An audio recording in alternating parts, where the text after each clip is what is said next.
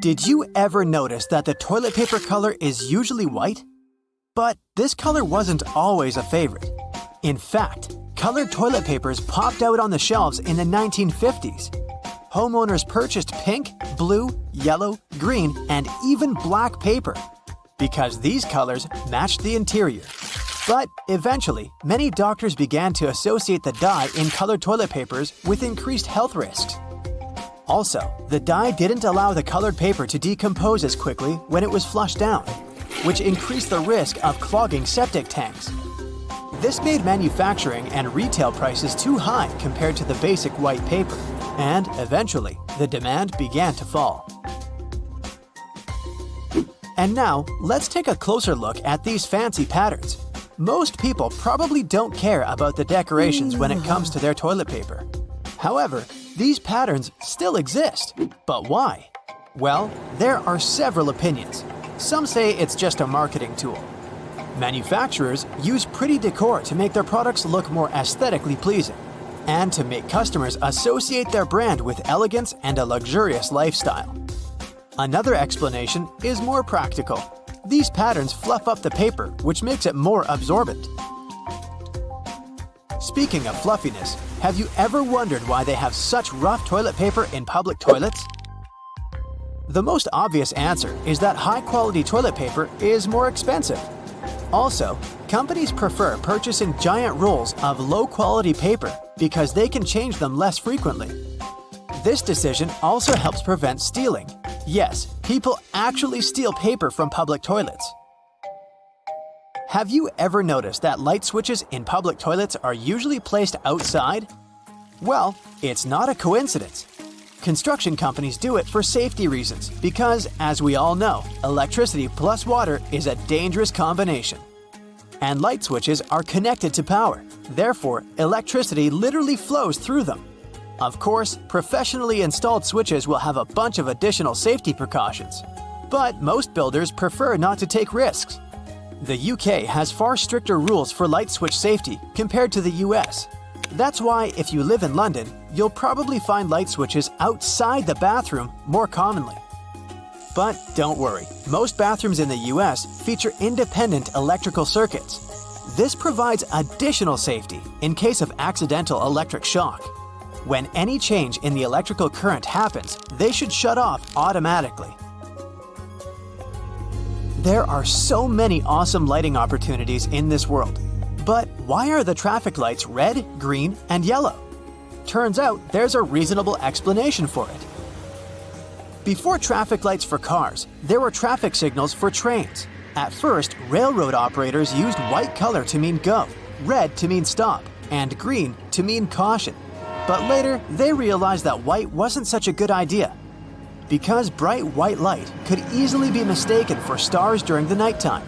So railway companies changed the white color for green to mean go and yellow to mean caution, because these colors are easily distinguishable from the others. And eventually, this tradition spread to traffic lights for cars and became a standard. As for the red color, it has the longest wavelength, which means that drivers can see it from a greater distance than other colors. And the color yellow was chosen as a caution sign, because it has a slightly shorter wavelength than red, but still longer than green. What's the dustiest room in your house? Usually, the answer is a bedroom. But why? Bedrooms tend to generate dust from skin cells, dust mites, and fibers from fabrics in your bed sheets, carpets, and curtains. If you have a pet, its fur and skin cells add a significant amount of dirt to this dusty party. Luckily, there are simple ways to make your bedroom less dusty. This includes making your bed every day and cleaning the area regularly with both a vacuum cleaner and water. You can try to get rid of carpets and unnecessary furniture and decor items that tend to collect dust. Also, pay attention to the quality when you buy curtains or bed sheets. The looser the fabric, the more dirt it collects. And finally, you can ban your pet from entering the bedroom. But let's be honest, you would never do that. Modern air purifiers, air conditioners, and ceiling fans can help make your sleeping area cozier, but make sure to clean them regularly. Otherwise, if your filter is dirty or clogged up with fur or any other pollutants, it won't collect new dust properly. And the dust would end up on your bedroom surfaces. Speaking of dust, did you know that you can clean the edge of a broom with a dustpan? This zigzag over here is not only for aesthetic purposes, you can use it as a comb for the bristles. Have you ever had these marks behind your ears after wearing your glasses? Sometimes it can even take them weeks to go away.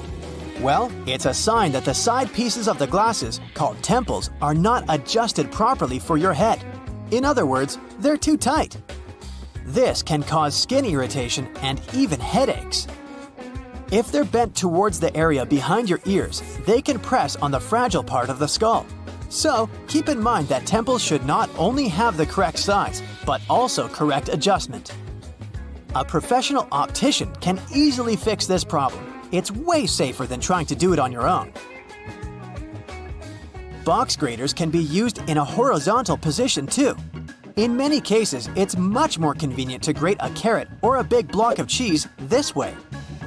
If you want to grate a soft product like goat cheese or mozzarella, you can put them in the freezer for about 30 minutes before grating. Also, there's a way to make the cleanup easier and prevent the cheese from sticking. Spray the grater with a small amount of oil before using it. And now, let's take a look at the most unpopular sides of the box grater. Have you ever used them?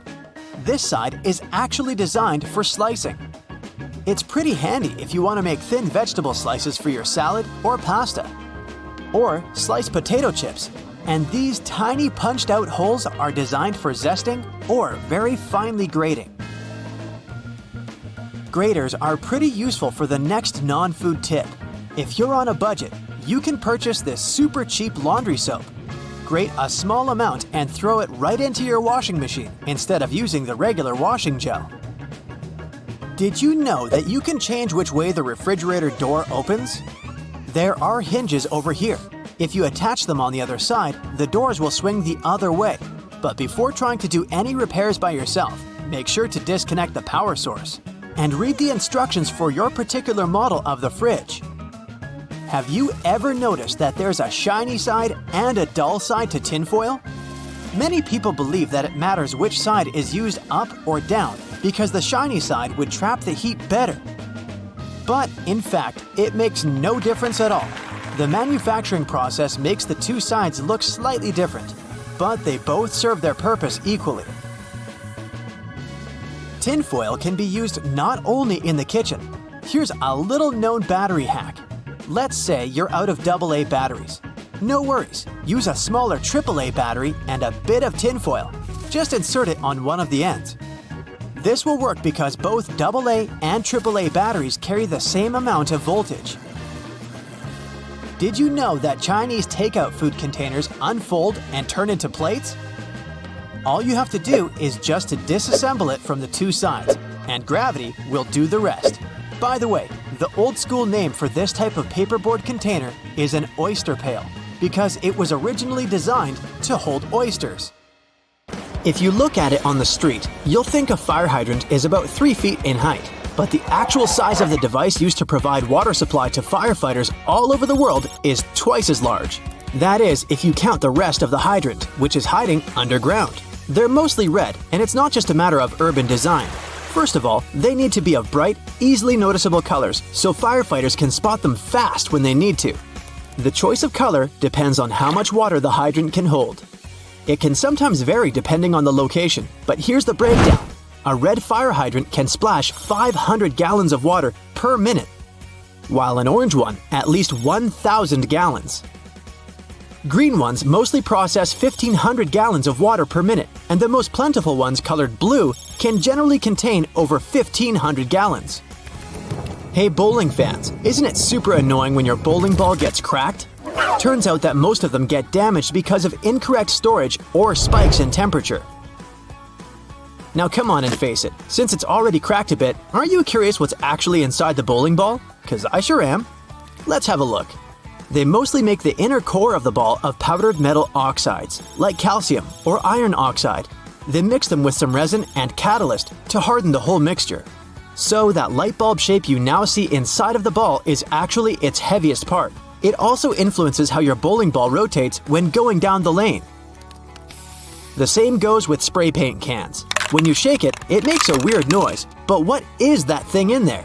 It's called a pea, and it's meant to hold the paint mixture in place and maintain its shape. They generally make it out of plastic, metal, or ceramic. It basically acts as a whisk to make sure your paint is well mixed together before you apply it to your surface of choice. Ever wondered how soda bottles keep that refreshing fizz for that long? Well, they have a little plastic ring fastened to the lid. They place it there to keep the gas from escaping and making the soda go flat, even if you shake it around in your bag the whole day. Speaking of things we use on a hot summer's day, wait, don't put your baseball cap on just yet. Take a look at it for a minute, and you'll notice there's a small button on the very top. Is it functional, or is it just there for the sake of design? Way back when people started using fabrics to cover their heads, some say the button was actually functional. Since it's on top of the cap where the fabric panels come together, the top button helps keep the cap crown in one single piece. Now, with recent advances in fabric and pattern design, the button is more of an aesthetic feature. It's used to cover up the joint point of the fabric panels. Your cap might not have a button at all, but don't you think a cap actually looks better with one? Cotton pads have two sides, and if you take the time to look at them carefully, they're actually different in texture. Just in case you've ever wondered why, the textured side is for applying makeup, and the even side is for removing it. Bookworms, this one is for you. Dust jackets that come with a lot of hardcover books are not just meant to make your book look pretty, they also double as a bookmark. Just fold the pages you've already read underneath the inside of the jacket, and voila!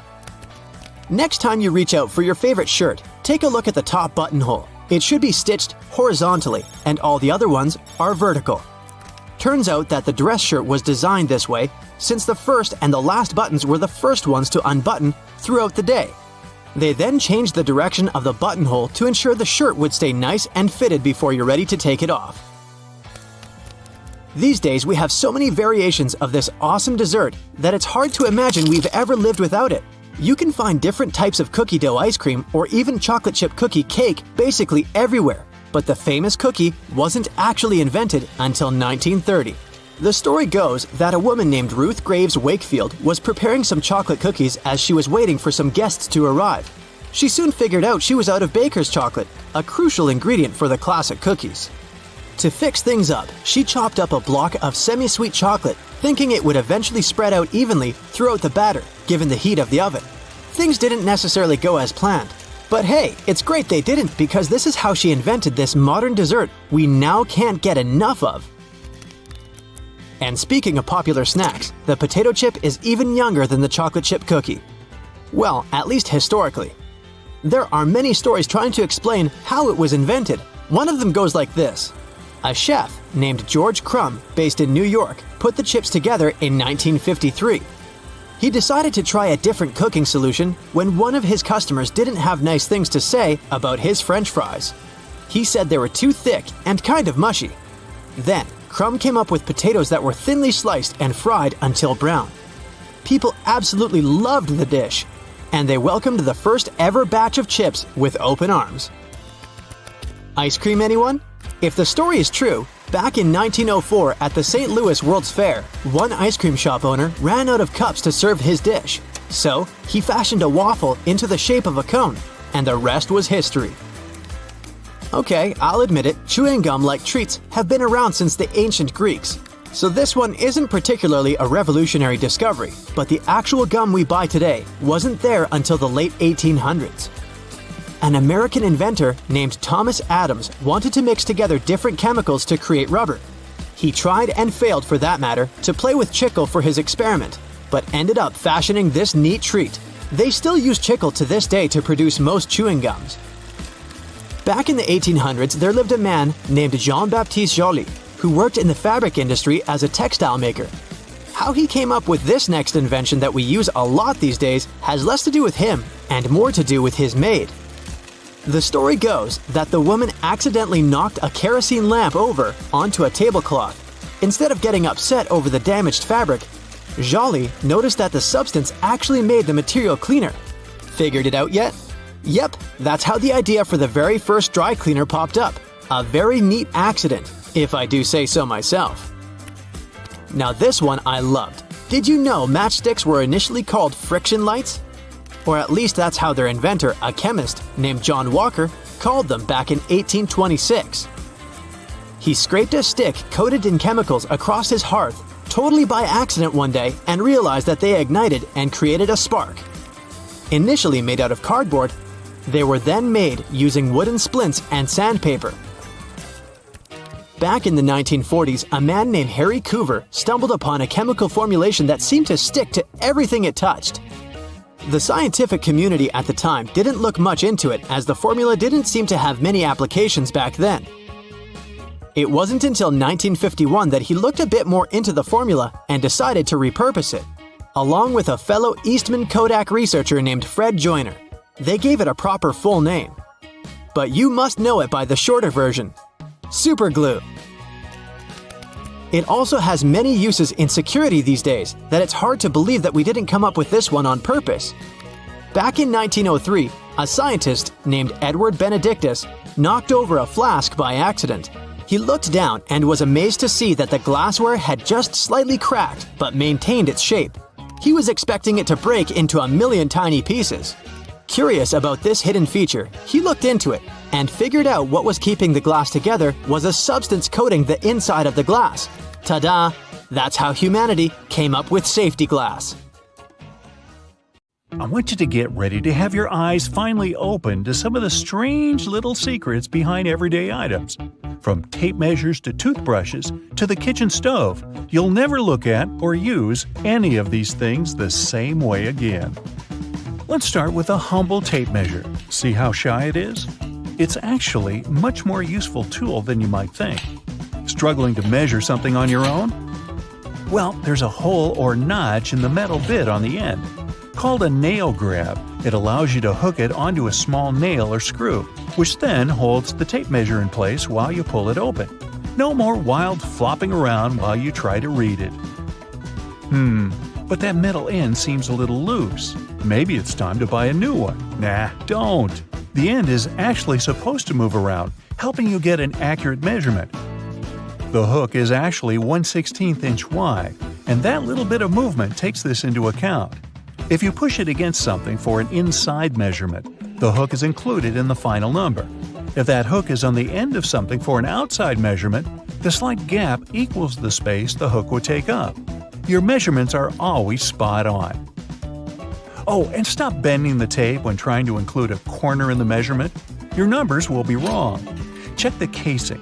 You'll actually find a measurement listed on the side. This is the length of the case itself. Press the casing into the corner, add that number to your measurement, and you'll have the correct information for any project. And guess what? There is actually a National Tape Measure Day. Ta-da! It's celebrated each year on July 14th. Wow, they really do have a day for everything. Now, another tool you haven't been using correctly? The stapler.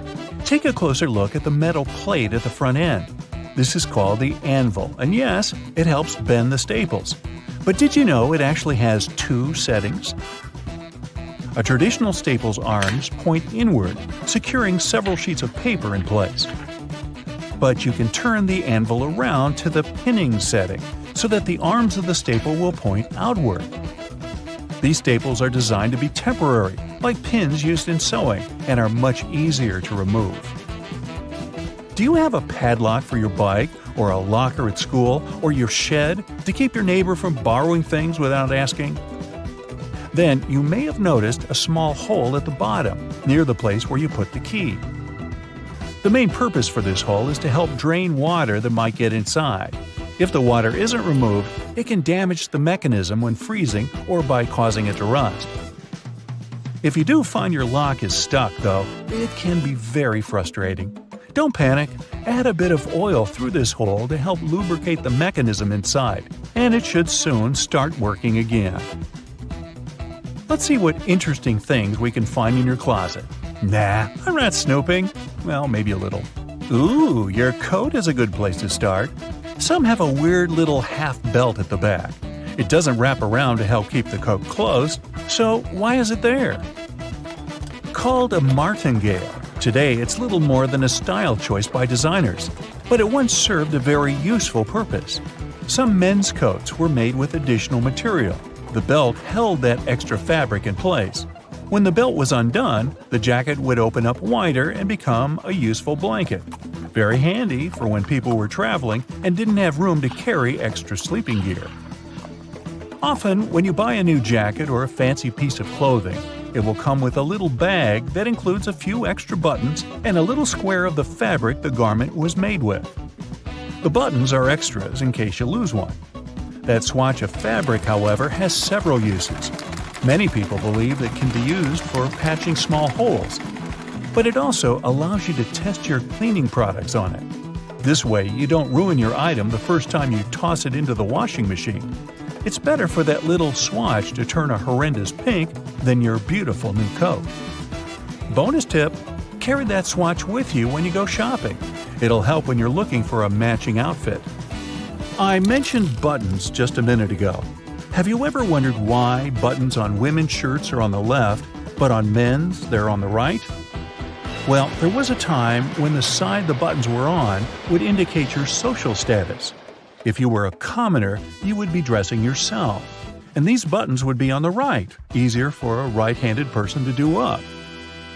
If you were wealthy and male, you would still probably be dressing on your own. But if you were a wealthy woman, you often had a chambermaid helping you put on clothing. Especially during times like the Renaissance and the Victorian era, where women's clothing would be quite elaborate, with everything from petticoats to corsets and bustles to consider. The buttons were on the left so the maid could use her right hand to secure them more easily. In time, it simply became part of mass-produced fashion, the reason long forgotten. And what about those boots and shoes? There is a loop on the back of some, but it's not there so that you can just hang them up. When you're putting your boots on, pull on the loop. It'll help your foot slip right in. Now those boots are really made for walking. Another thing you may not know is why there's a pom-pom on your beanie or toque. They were used by French sailors as extra padding, so they wouldn't hit their heads during rough weather on the naturally low ceilings when below deck. Of course, the pom-pom itself goes way back in time. There are even depictions of Vikings wearing them on their headgear. Using a form of knitting or crochet, they would add the pom-pom as a way to cover the exposed seams on the top of the hat. Okay, what can we find in the washroom? First, let's look at your trusty toothbrush. It's likely to have blue bristles on it. As you brush your teeth, hopefully twice a day, the color will begin to fade. When the blue is almost gone, it's time for a new brush. Oh, and you should be brushing your tongue to remove bacteria and food particles. In fact, if your toothbrush has ridges along the top of the head, this is a built-in tongue scraper. And then there are those annoying tubes of medicated cream. What, you got a rash? Not my business. Have you ever struggled to remove that silver metallic seal beneath the lid? That tube was designed to make this easy. Look more closely at the top of that cap. It has a spike right in the middle. Use this to pierce through the protective foil. Just unscrew the cap, flip it over, and push it down. Okay, let's head into the kitchen for a few more surprises. First, the oven. It has a stovetop for cooking soup and stir-fry, an actual oven part for making those amazing cupcakes, and the bottom drawer to store cookie sheets and pie plates, right? Not so fast. That bottom drawer might be more useful than you think. Many electric stoves are designed to use this as a warming drawer. You can keep food warm while waiting for other parts of your meal to finish cooking. That means no more apologizing for those cold mashed potatoes. Hey, I never apologize. If you have a gas range, though, you may actually have a broiler down there. Just check the drawer for a built-in rack that holds a broiler pan. And did you know you can also use it for grilling steak or burgers on a cold rainy day? Ooh, barbecue flavor without braving the outdoors. Now, you might have a few pots and pans with a hole at the end of the handle. One reason? Many people actually hang their pots on hooks to keep them out of the way when not being used. The other use? These holes can hold the utensil you're cooking with. If you're mixing pasta sauce with a wooden spoon, place the spoon into the handle. It is still handy, and any sauce on the spoon will drip back into the pot and not on the stove. And here's a time saver. Don't peel your garlic before putting it through the garlic press. The press is designed to push out the clove and keep the skin inside. This tip alone is a game changer. Wow, who knew a short video could dramatically change your life? Hey, it's a whole new me! Now, how many functioning razor blades have you thrown out because they got oxidated and rusty? Ew. And how much usable toilet paper have you wasted because you didn't know any better? Luckily, that can change if you follow some simple tips. Now, let's say you've just arrived back from the grocery store. The bags are full of fresh produce and refrigerated items. If you're a Type A person, you probably look at your empty fridge and start throwing your groceries inside without any type of organizational system.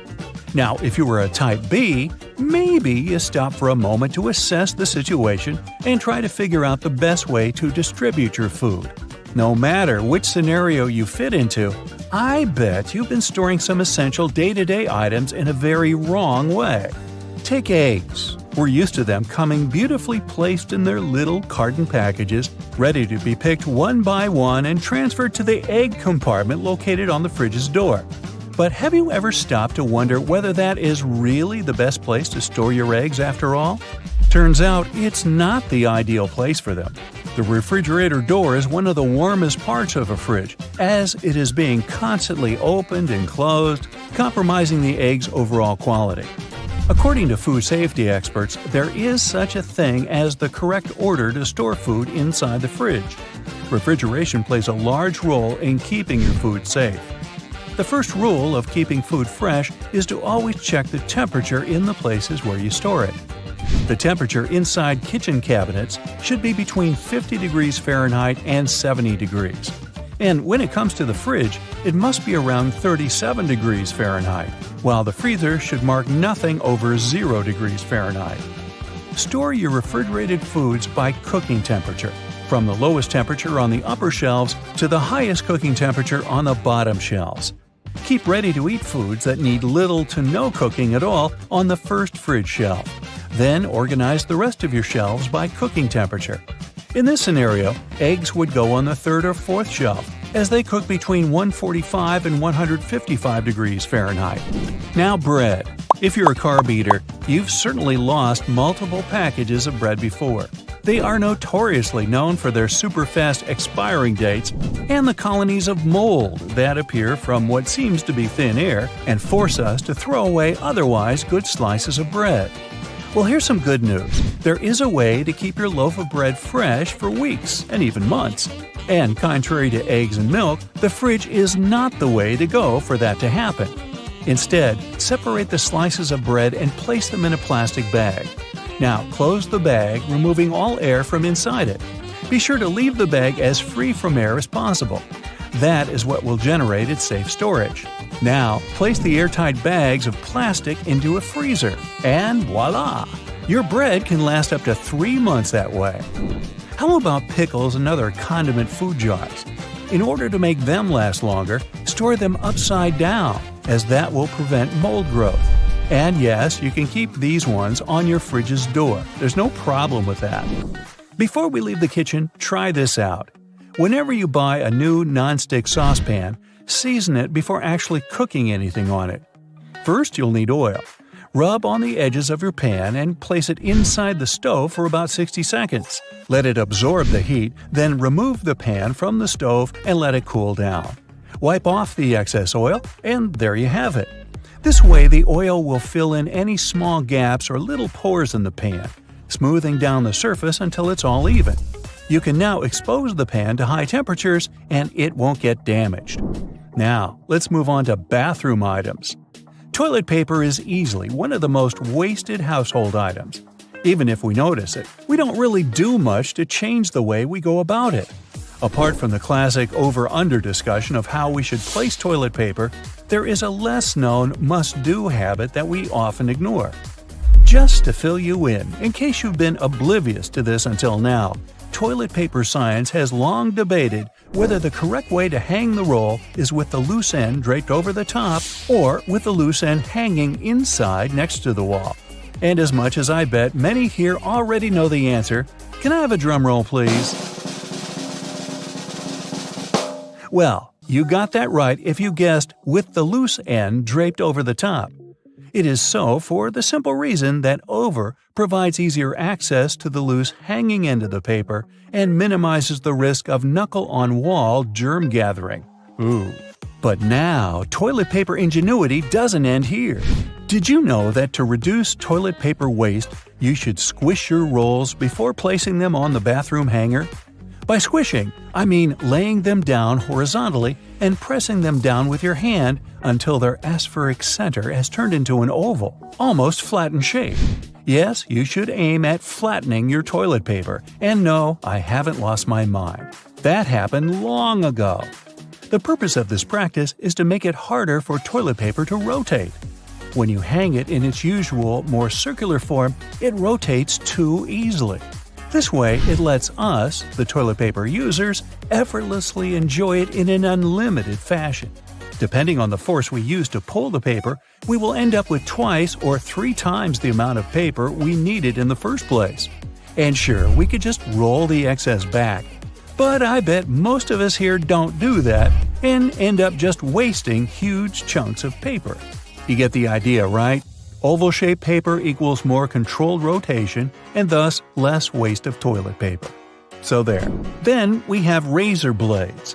If you're the person who never stops buying razor blades because the last one you bought 5 days ago is already rusty from your bathroom's humidity, maybe you'll want to listen to this one. It's not true that razor blades have such a short life expectancy. They can and should last longer in our bathroom cupboards. We just need to know how to handle them. Now, you don't have to be an expert to know that a warm and moist environment doesn't go well with razor blade steel. So, for starters, you should always dry them after using them, especially if your last usage was in the shower. Then, keep them in a cool and dry spot, maybe even out of the bathroom. They will surely last longer this way. Using a rusty blade can be especially bad for your skin, contributing to bacterial or fungal infection. So that's a big no-no for leaving the blade face down in a puddle of shower water. Do keep that in mind. After that delicious shower, some people may head back to their bedrooms. If it's near bedtime, they might even decide to light that aesthetically pleasant nightside candle and enjoy the most out of its pleasing white musk and warm vanilla aroma. But if your candle has been burning too quickly, try these tricks out and see if it'll last longer. You can trim your candle's wick multiple times and keep it as far away from water and moist as possible. It will guarantee that your candle's wax stays firm and steady and thus continues to burn slower for a longer period of time. A little extra tip regarding candles: never throw away their jars once you finally burnt them out. Suppose you made it to the end of your candle. Congrats! Boil some water, wash the recipient with detergent and warm water, clean the remaining wax out of it, and reuse the jar. You can plant a succulent, store art supply, or use it for anything your heart desires. And there you have it. Little changes in habits can go a long way in your daily life. Be sure to check them out and let us know in the comments below which one was your favorite to try out. Me? I'm going to make candles out of toilet paper. We'll see how that goes. This is the right way to use a hairbrush. Don't use it horizontally. Hold it in a vertical position. The bristles are lined up vertically. If you hold the comb horizontally, then these bristles begin to bend. You can check it yourself and feel how convenient it is this way. You enter the room and take off your sunglasses. Where are you going to hide them? Are you going to hold them in your hand or hang the glasses on your shirt collar? Or maybe put them in your pocket? The best way is to put the glasses in the breast pocket so the lenses look inside and only one temple sticks out. Your glasses will be protected from damage this way. According to the rules of etiquette, you must always let out those who are leaving the room, building, or elevator first, only then enter. This simple rule helps to avoid collisions and awkward situations. Do you have paint rollers in your house? Let's say you're doing repairs and painting walls. See how a thick layer of paint gets on the roller? People clean it in different ways. Someone washes it off with water or scrapes the paint off with a knife or paper. But there is an easier way. You can buy special squeegees for paint rollers. Their blade shape fits the roller perfectly and scrapes off all the dirt. Toothpicks are always on the table at restaurants and cafes. People use them incorrectly when picking their teeth with them after eating. The correct and cultured way is to go into the restroom and carefully pull out all the food. You don't have to tear off the cover layer from the dishwasher tablet. This layer is tiny. Just put it in the tank and the water will dissolve the cover. You know this feeling of happiness when you're hungry and find some pizza in the fridge? How are you going to reheat it? You can use a microwave or an oven, but there is a great alternative way. Heat a frying pan and put a piece of pizza on the side of it. Add a little water to the opposite side. Then, cover the pan with a lid or foil. Be careful here. After a couple of minutes, take it out and taste the pizza. It's perfect, right? Don't brush your teeth with an electric toothbrush using fast movements. This device should move back and forth smoothly. These shoulder straps with buttons on your jacket have a purpose. They were invented to keep your backpack straps tightly on your shoulders, preventing them from slipping off. Try it yourself. Unhook the straps, put on the backpack, and attach them back. Keep the box with the hole up when you're pouring juice or milk out of it. Then, there'll be less splashing. Always put the toilet lid down before flushing it. Small, imperceptible particles of dirty water splash and pollute the entire space when you keep it open. Many people have a seasoning shaker in their kitchen, and most just shake it to pour spices on food. If you're one of them, stop right there. Just flip it over and scroll the top cover with holes. Spices will easily fall out without any obstacles. Do you have bad breath? How are you going to check it?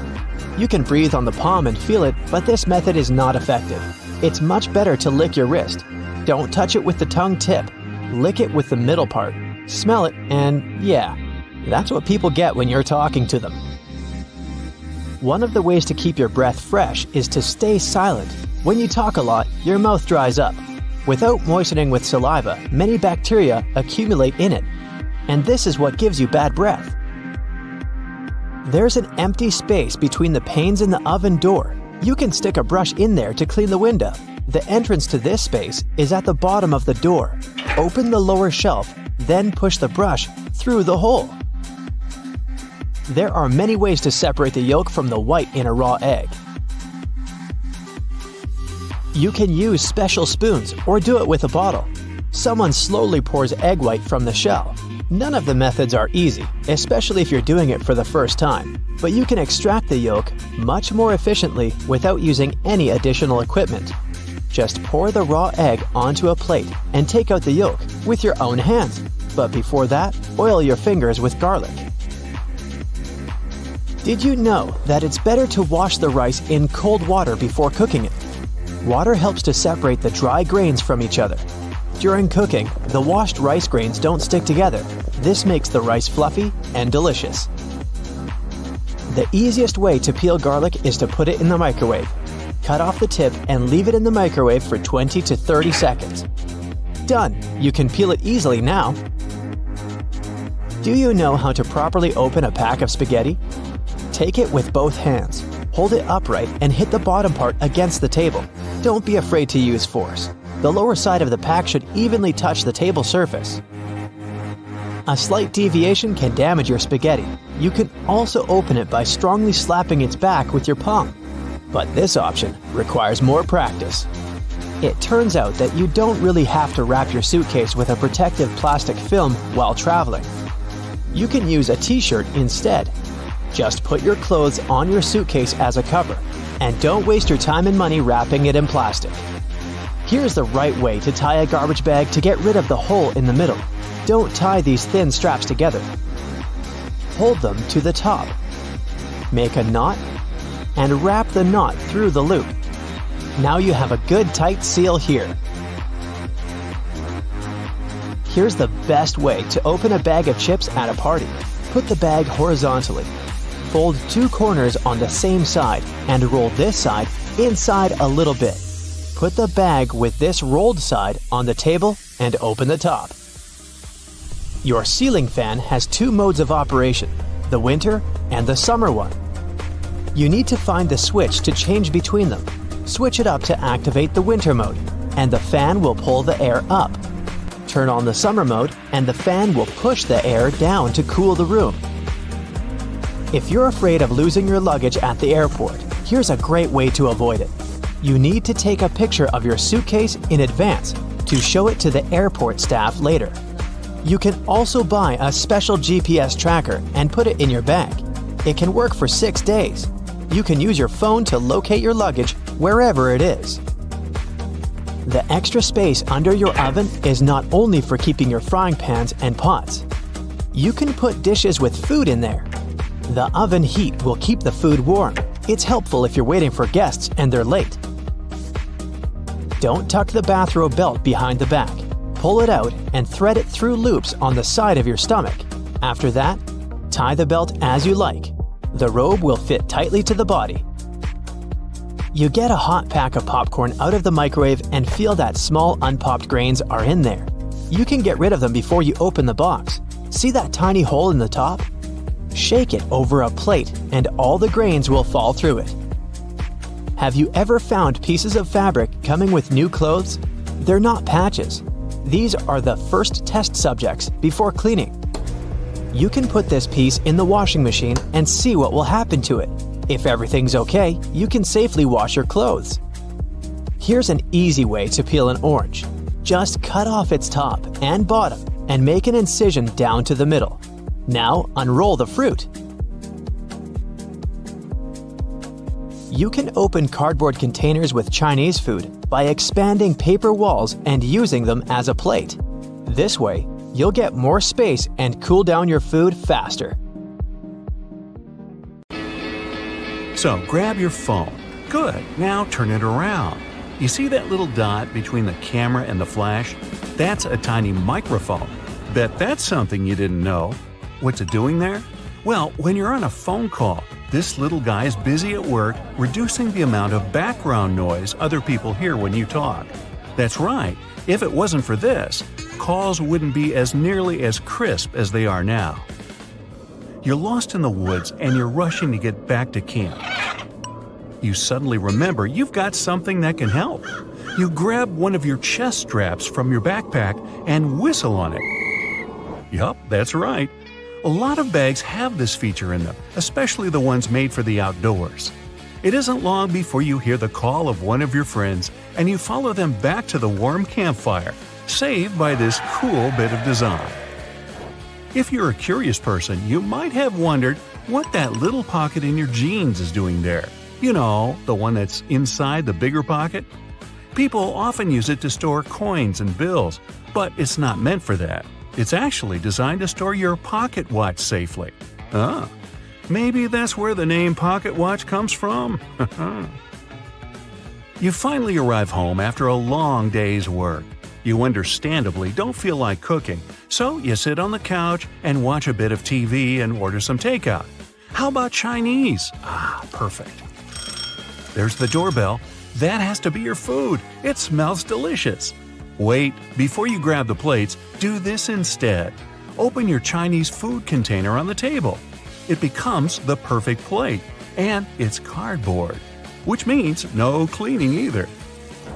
The can of soda you got with your food has a cool feature too. Look at the tiny metal tab there, the one you use to open the can. Guess what? You can fit your straw in there.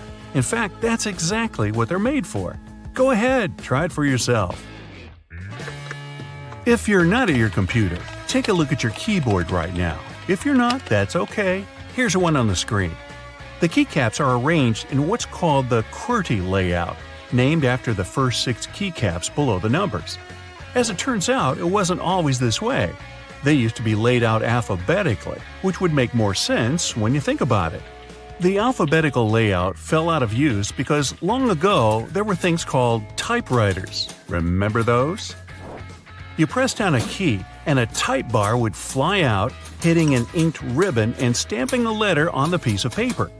Eventually, typists got good at this and typed faster. Too fast.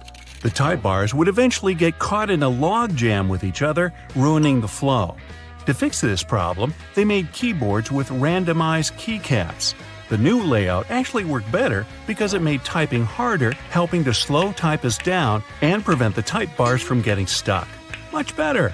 Today, no type bars, no typewriters, mostly. People are still fast nowadays, but you just can't help but wonder who is faster though, us or them. Keyboards have another hidden feature too. Have you ever noticed that the F keycap and the J keycap have little bumps on the bottom of them? As it turns out, they're there to help people figure out where they are on the keyboard without having to take their eyes off the screen. Grabbing a takeaway cup of coffee at your favorite cafe might be just what you need to fully wake up in the mornings. When you get back home or to work, though, you might be afraid to stain your desk when you put the steaming hot coffee down.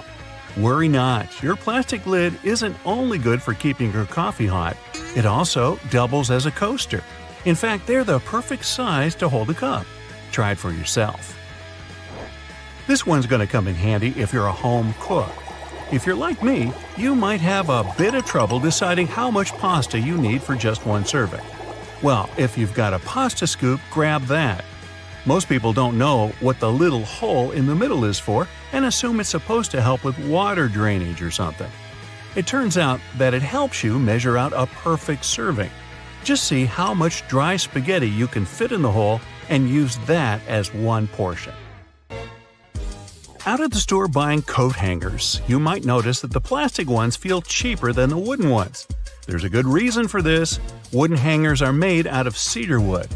The big difference between the two is that the wooden ones repel bugs and moths. They're stronger and last longer too, perfect for things that might stay in your closet for a long time. When you brush your teeth, you might have noticed that your toothbrush has blue bristles. They're not just there for show. In fact, they're there to tell you when it might be time to switch toothbrushes. These bristles lose their strength and color when the brush has been worn down, letting you know that it's time to get rid of it. Microwaves often look a bit like mini TVs, especially ones where you can clearly see the black film around them. This is actually a really important feature that's used to keep the radiation from slipping away. They're called Faraday cages, if you want to get technical. This is why you can stand next to a microwave without melting into a puddle. That's not to say you should stand in front of the microwave and watch your food heat up, but at least you know you won't grow an extra ear or something. Okay, not really. Some ovens have a drawer under them. It's tempting to use this to store random junk you don't use often, but there's a better use for it. Instead, this should be used to help keep the food that's waiting to be served hot. You can take it out of the oven and store it right in this drawer, keeping your oven free for you to carry on cooking. Now, you're on a plane looking around trying to pass the time before takeoff. When you examine the window, you notice it has a little, very tiny hole on its bottom. Don't worry, it's not broken. It's there to relieve the pressure that builds up over time as the plane goes up and down. It also lets the air flow through it. Now, raise your hand if you've ever ridden on an escalator and scrubbed your shoes on its bristles. Hey, I'm guilty of doing that, maybe more than I should. It's not there to clean your shoes, though. It's an important safety measure. It stops your shoelaces, clothing, and other stuff from getting stuck in there, avoiding a nasty scene when you go to get off. Sometimes a piece of fabric comes with your new clothing. It usually comes along with the extra buttons in a little plastic bag. You might think it's just a piece of fabric to use for future patching, in case you rip it. But that isn't its purpose at all. It's actually supposed to be put in the washing machine to test how it reacts to various washings. Now, you don't have to worry about shrinking your new expensive coat because you know how it'll react to the wash. Bubbles! Who doesn't love bubbles? Most people have fond memories with bubble blowers as a kid. But as adults, the closest thing we can get to recapturing that feeling is with bubble baths. After a hard day at work, there's nothing better than dipping into a nice warm bubble bath. Right, guys? And the bubbles do more than just clean you. If they're high-quality bubbles, they'll serve as a heat insulator. so they make sure that your bath stays warm for longer.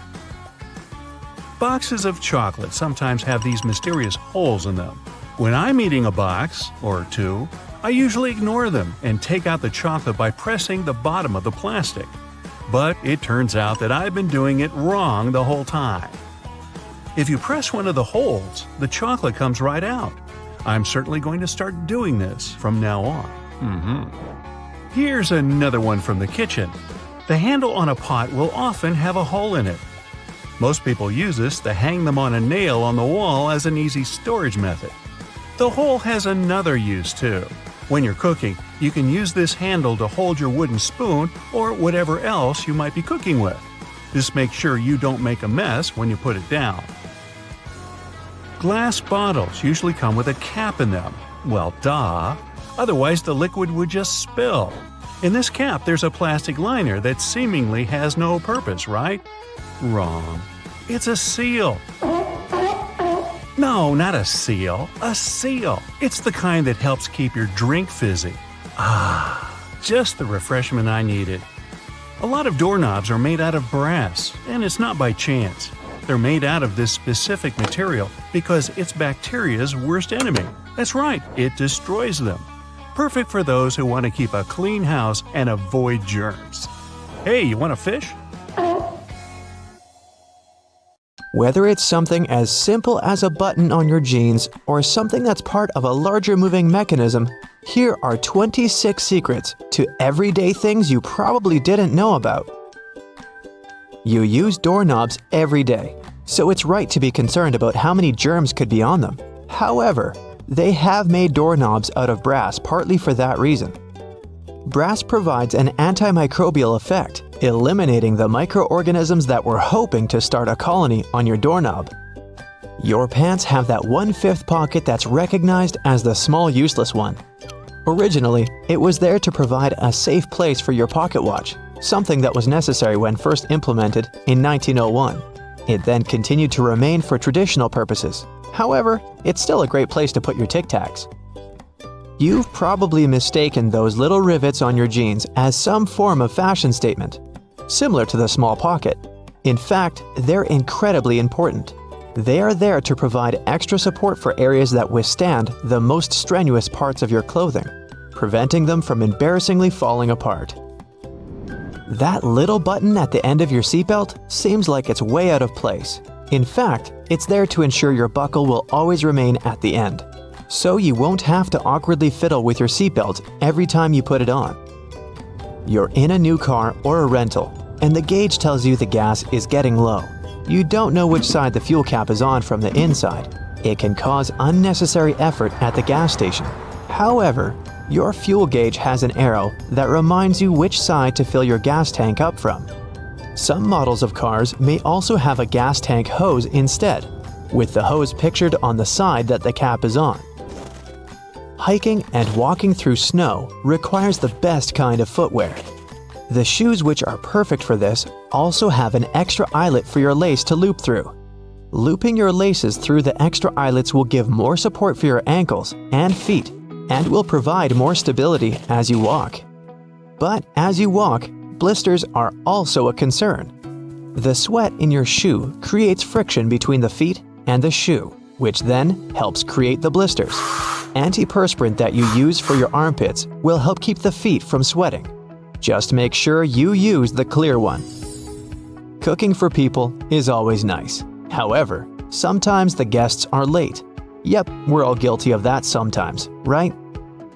The extra drawer under your oven, where you've been keeping all of your spare pots and pans, was actually made to keep your food warm. Great for those who are late to the meal. Ever wondered how long that padlock could possibly last when it's outside, in the rainy weather, keeping your bike safe? It has a little hole at the bottom of it. It's there to drain water to avoid corrosion on the inside. It also serves to provide oil, further prolonging its use. That hole in the elevator door isn't there to check who's inside so you can avoid sharing a ride with specific people. It's a keyhole in case it breaks down. Ketchup, sauce bottles, and all other condiments we love all have a stage when it's difficult to get the insides out. You try hitting it, shaking it, and poking things inside to encourage the tasty condiments to come out. Luckily, there is an easier way to do it. The label at the top suggests where to tap the bottle. The sauce will come out easier and smoother, allowing gravity to take the place of frustration. The purpose of wooden coat hangers is to help repel pesky insects and avoid fungal growth that eats away at your clothing. As it's made of cedar wood, it contains oils that have insecticidal and fungicidal properties and were used as far back as the ancient Egyptians, although they used it for other purposes. We've all been trained and tested at the art of typing and know the correct way to use a keyboard. But you may not have noticed that the F and J keys have a small ridge at the bottom. They're there to help you find your correct starting place with your fingers on the keyboard, without having to look down. If you've been lucky enough to get the window seat on the plane, you would have noticed that little hole at the bottom of the window. It helps with the air pressure on the plane. The window itself is made from acrylic and isn't actually glass, which saves it from fogging up so you can see the scenery on your journey. The windows on planes were originally square. However, they would continuously break from the constant changes in pressure. Round windows are able to evenly distribute the pressure, ensuring you'll have a pleasant journey without falling out. For all you Nintendo Switch players, those who have tried to taste your cartridges will notice they have a bitter taste. The manufacturers added it intentionally, as the Switch's cartridge size is very small and it might be a hazard for the youngest players that have a tendency to put things in their mouth that they shouldn't.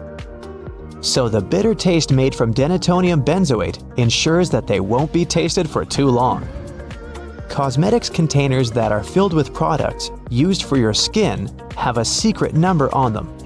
This is to help inform you how long the product will be usable, ensuring it doesn't cause the reverse effect by damaging your skin instead. Pen lids have a hole at the end of them. It's not there to help your pen breathe and boost performance, but it's there to help you breathe, just in case while you're sitting in class or at work and you're chewing on your lid and just happen to swallow it. You can be rest assured if it's stuck, the pen makers were thinking of you. When you're traveling by car or any other form of ground transportation and you're trying to drink your favorite pop from a straw, you'll find it quite difficult to do at times. Simply turn the tab on the can around so that your straw easily fits inside, making it easier to drink out of. There are always spare buttons when buying new clothes, along with a little bit of fabric.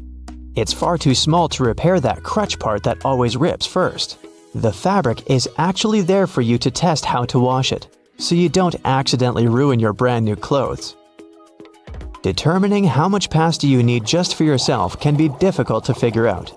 Your big spaghetti spoon with the big hole on the inside, that looks like it's there to drain water, is actually there so you can put the uncooked pasta inside before cooking, so you know exactly how much you need.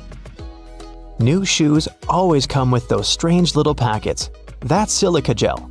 The gels are there to reduce the moisture in the air to avoid any fungal growth while the shoes were waiting to be purchased. There's a lot of chemistry involved to get you that silica, and it's very effective, capable of absorbing 50% of the humidity.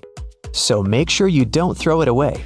Next time you need to dry out your electrical devices, it's a lot easier than using rice. It's difficult enough to see at night whilst driving, but it's even worse when the driver behind you shines their high beams. Your rearview mirror has a tab at the bottom. When you press it, it changes the angle. One is for day driving, the other, well, for nighttime. It'll help in case that one person driving behind you has forgotten to turn off their high beams. Although your screwdriver is ergonomically made for your hand, sometimes you have that one screw that's too hard to loosen up. The handle is also shaped so you can easily fit inside of a ring spanner or wrench, allowing you to apply more force, ensuring that you can remove that troublesome screw. The skirt part on an escalator seems like a good spot to get your foot stuck, but in reality, those long brushes poking out aren't there to give you an extra shine on your shoes, but for safety precautions, to minimize the risk of trapping objects between the steps and the side of the escalator. The cylinder on the end of a cable is sitting there, useless as it might seem. In fact, this is a ferrite bead that assists with many electrical wires to reduce electromagnetic interference. Electrical wires act like unintentional antennas, broadcasting the EMI. There's a reason why the spinning wheel inside their microwave is circular. A circular object will evenly distribute the heat as opposed to a rectangular and square one. When you place containers of these shapes inside, the energy is focused on the corners rather than spread evenly like in a round container. The temperature gauge on a toaster is commonly used to determine how crisp you like your toast, but the other, more specific use for the gauge was for the different types of bread. White and sweet types of bread heat up much faster as opposed to heavier brown and rye ones. The older bread is, the more time it will need in a toaster to ensure the golden brown result you're looking for. Most ovens give you the option of leaving the door ajar when broiling a dish inside. You probably think the goal here is to help cool down the oven after use. In reality, its purpose is to focus on cooking the top of the dish and to ensure a crusty layer. Controlling the buildup of heat and steam by releasing it through the slightly ajar door gives you the desired result without cooking the entire dish to a crispy end. You probably have noticed that your dishwasher has specific areas for different types of cutleries and dishware. But all the dishware pieces should be facing towards the center and not all in one direction. What types of foods were on the plates will also determine where they should be located in the racks. As the middle of the machine gets the strongest spray, carb-based stains from tomatoes and potatoes should be placed there. The detergent is more focused on the outside during the clean, creating a waterfall-like cleanse. That's why protein-based stains, like from eggs for example, should be stacked there. Ceiling fans push cool air down on a hot day, circulating the room. But they can serve you during the winter just as effectively if you flick that switch on the side or use the pulley. So if you want to save some money on heating and try to quickly warm up your room on a cold day, turn the fan on. It will push the air up and spread the warm air around, more effectively warming the room up. Do you still use sticky notes instead of those fancy new apps on all possible gadgets? Welcome to the club. Regardless of what you use them for, they can annoyingly curl up. If you've had this issue, it's because you've peeled them from the bottom upwards. Doing it this way causes the curling. Peeling them from the side will ensure they remain flat, ready to remind you of your daily tasks. Did you know that can openers weren't invented until 50 years after preservation cans had been readily available? So how would it be possible to open a can? There are a couple of alternative methods just in case you've misplaced your trusty opener. All you need is a metal spoon. Set the can down on the counter. Hold onto it firmly and grasp the head of the spoon tightly. Apply pressure and vigorously rub the edge of the can's top over a small area. It takes time, but as you continuously rub, a small indentation soon opens a hole. Once the hole is wide enough for the spoon's tip, pry the lid upwards and keep going along the edges until you can finally access the hard-earned meal within. Most toilets rely on water pressure and gravity to function, so a power outage will not affect them.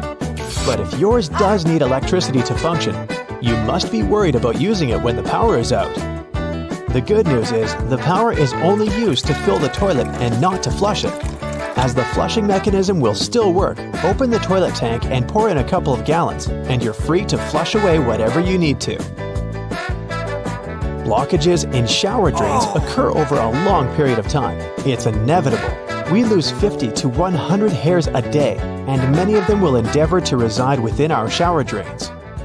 Hair only forms the foundations of the blockage, and this attracts the buildup of various other things. A great life hack is to use your vacuum cleaner and put the nozzle in the hole once removing the plug. Apply a wet cloth around the nozzle, ensuring air cannot escape. The vacuum will suck up the blockages a lot easier. This will help avoid any extra cost from plumbers, as they themselves use this technique. To make your candles last longer, trim their wicks multiple times and keep them as far away from water and moist as possible. It will guarantee that your candle's wax stays firm and steady and continues to burn slower for a longer period of time. The empty space between the panes of the oven door is there for a reason. You can stick a brush in there to clean the oven door glass. It's easy to access this space through the bottom of the door, open the lower shelf, then push the brush through the hole. While you're parking in a garage, you might find it difficult to determine how close to it you need to be.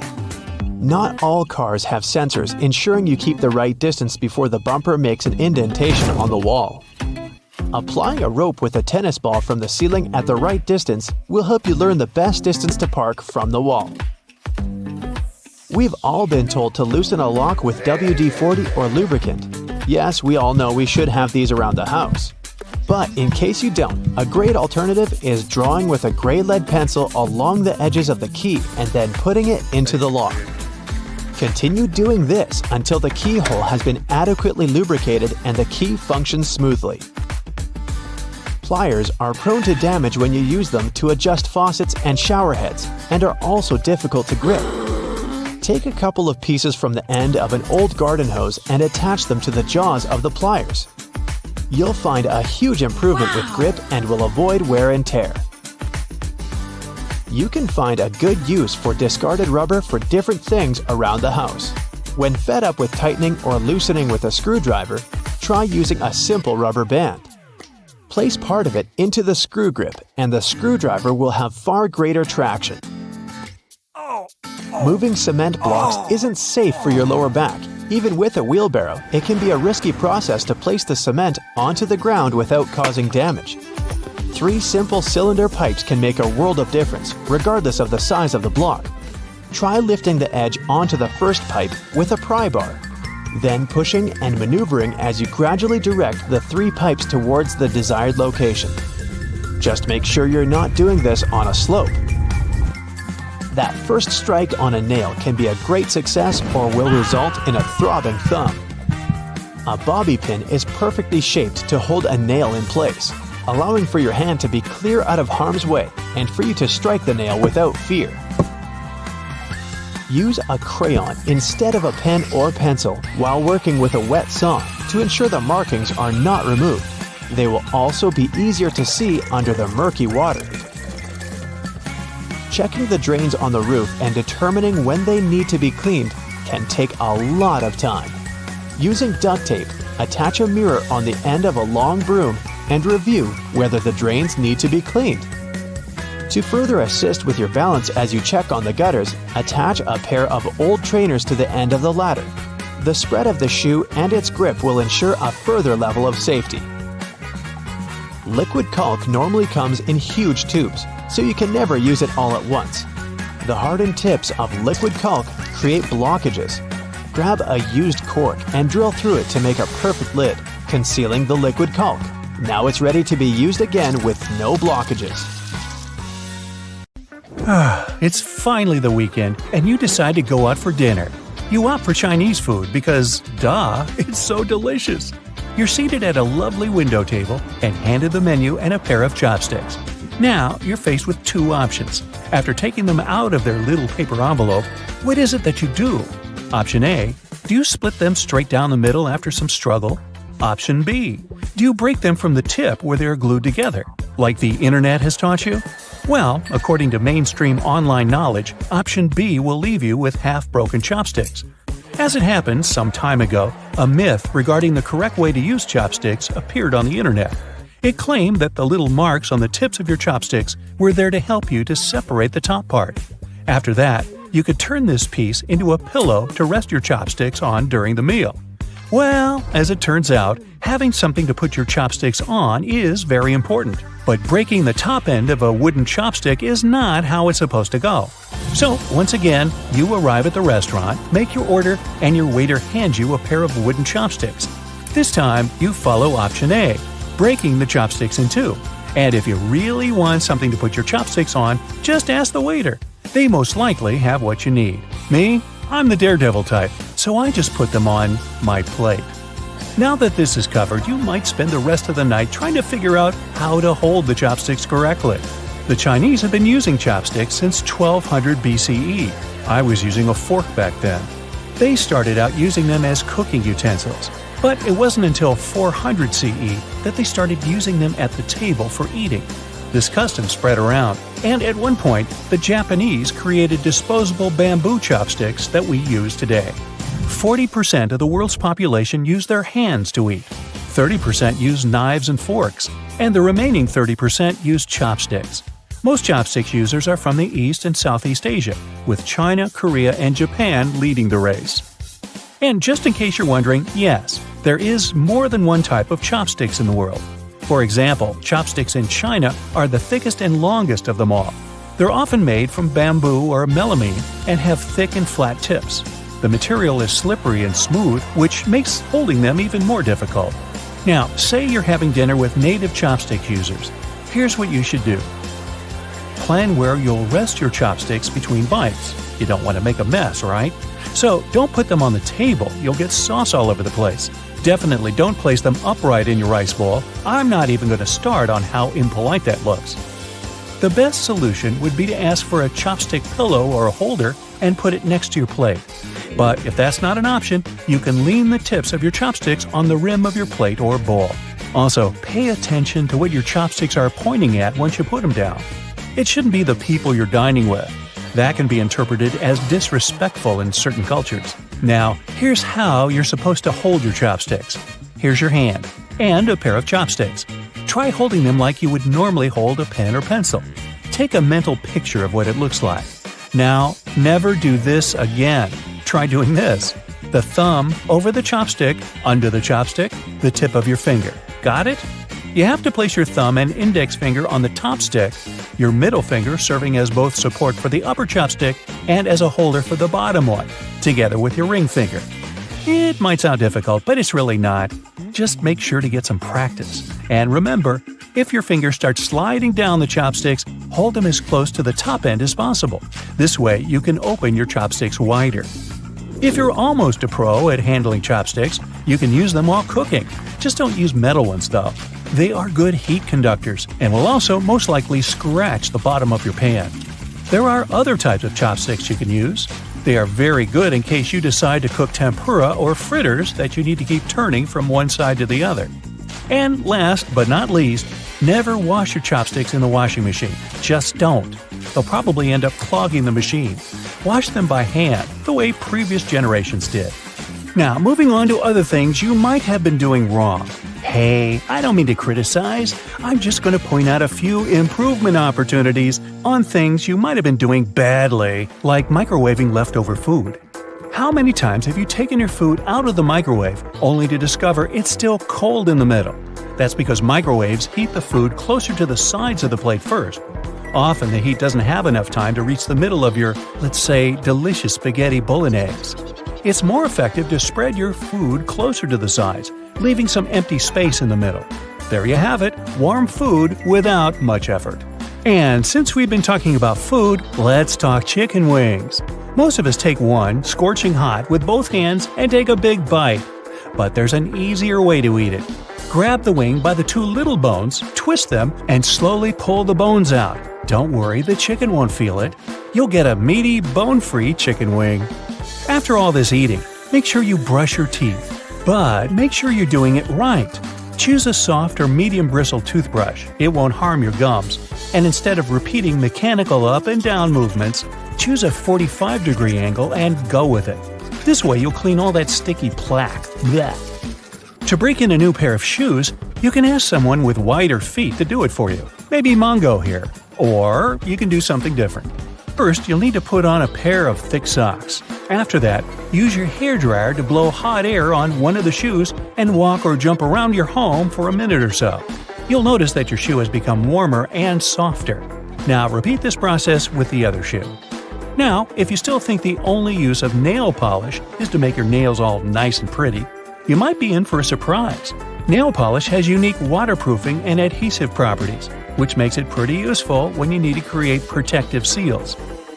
So, if you've chipped a ceramic jug and glued it back together, try applying a layer of colorless nail polish. Now the crack is sealed and your jug is ready to be used again. And if you don't want to seal envelopes, if you still use them, you can apply a coat of nail polish on the corners of the envelope, close it, and put it in the mail. And now, some real magic. You know how the tips of your shoelaces might get frayed? Hey, sometimes I get afraid. Well, you can twist the loose ends together, dip the ends of your shoelace into clear nail polish, and it will lock itself together in place. You can also do that if you have some difficulties with threading a needle. Dipping the thread in nail polish will make its tip firmer, and it'll make it easier for you to pass the thread through that tiny eye of the needle. Now, if you're a fan of Gatorade, I'm sure you'll be surprised to know that you've been drinking it all wrong.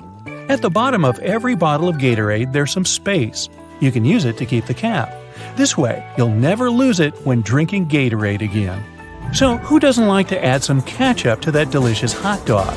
But you might be storing it incorrectly. Should you refrigerate it or not? Commercially made ketchup typically contains tomato, sugar, and vinegar, which give the sauce its specific acidity. The vinegar is actually what keeps the condiment preserved and safe to eat. That's why ketchup doesn't need to be refrigerated to avoid going bad. So, you can clear up that refrigerator shelf space and leave your ketchup in a cupboard at room temperature. But never leave it sitting in the sun on a hot day. When you go to open it, it will explode all over you in a big red mess. I speak from experience. And finally, if you want to cross out a word on a page, try writing several random letters over it. This way, the combination of letters will make the word impossible to read, and your secrets will remain safe. Want to pour yourself a drink before we begin? Just make sure not to grab the glass with your palm. Yep, that's right. The glass has a stem for a reason. Touching the glass bowl with your hands will alter the drink's temperature, and it will get warmer much sooner.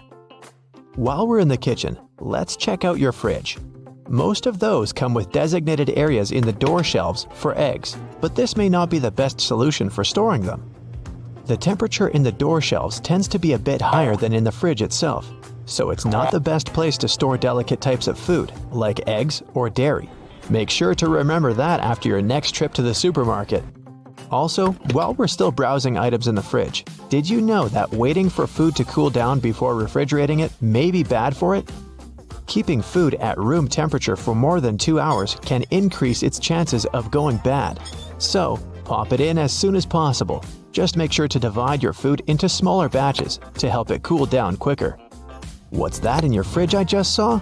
Chocolate. Well, that's a big no-no. Regardless of the season, remember to never store chocolate in the fridge. The lower temperatures inside can cause the chocolate flavor to dull. Also, who wants to eat rock-hard chocolate anyway? When it comes to breakfast, next time you boil an egg, try putting a teaspoon of baking soda into the water when boiling. The eggshells will peel off way easier.